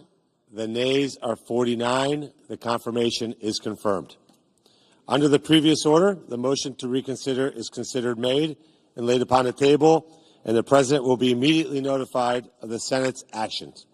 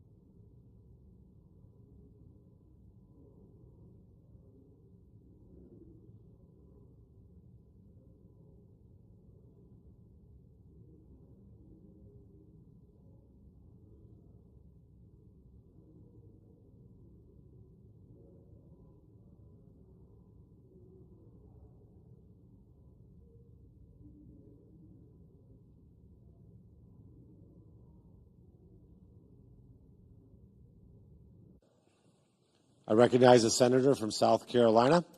Thank you very much to my colleagues. We'll soon be starting what is commonly called a vote-a-rama. If you've never been in one, that's okay. But no, it's a chance to have a spirited discussion and debate about policy and about the budget resolution. So what's happened here is that the Budget Committee reported out Senate Concurrent Resolution 7 that will allow through the reconciliation process the spending of money and the reduction of spending based on different committees. This resolution allows for $175 billion of border and immigration policy enhancements, but it doesn't spend a penny. It allows the Judiciary Committee and the Homeland Security Committee to come up with up to $175 billion plan to secure our border and do immigration reform. And what will happen is that those two committees, Mr. President, will work with the Trump administration to meet their priorities. There's nothing in this resolution directing one dime of spending, and no spending bill can be implemented without presidential signature. So I want to make sure that's clear. There's $150 billion in increased defense spending. Why? Because we have a lot of threats. Smith prosecutions, like the classified documents probe and like the January 6th probe. Kash Patel was deeply critical of those. Obviously, those are no longer operative now that President Trump is President Trump. And so there were reports in the early days last month, once Trump was sworn in, of mass resignations, of a deep purge there at the FBI for anyone at the FBI who worked on those two subsequent probes brought by Jack Smith. So we'll have to see how Kash Patel handles that, how he goes about, in his words, reforming the agency within. I don't have to tell viewers, of course, how deeply involved the FBI was as well in the Russian collusion probe that was spearheaded by the special counsel Robert Mueller for more than 2 years. And so that is where all of that bad blood that Trump feels about the FBI, that is where it stems from. And so Kash Patel had a lot of acolytes, a lot of supporters and allies within the president's inner circle, J.D. Vance as well, also Donald Trump Jr., but also Chuck Grassley, Mike, who has been a key proponent of trying to expose some of this alleged corruption and political taint within the FBI. Of course, Chuck Grassley is the oldest member right now in the Senate. He's 91 years old, and he was, I believe, chairman and ranking member of the Senate Judiciary Committee, which that is where Patel had to come before to have this confirmation hearing. And Grassley has been a key ally and proponent of his, ever since he was tapped by President Trump. This was an unusual and peculiar pick to those looking outside in, but for those in Trump's orbit and Trump's world, this made a lot of sense. And now it just remains to be seen when he will be sworn in and what he will do and what his message will be to the thousands of employees at the Federal Bureau of Investigation. Of course, Mike, this is a 10-year term, so it doesn't just last one presidential administration. It could last 2 or 2.5. And so Patel, if everything goes right and well, will be there for a decade. Yeah, that's a great point there. And I think a lot of people wondering too, Andrew, obviously Kash Patel, huge supporter of President Trump. How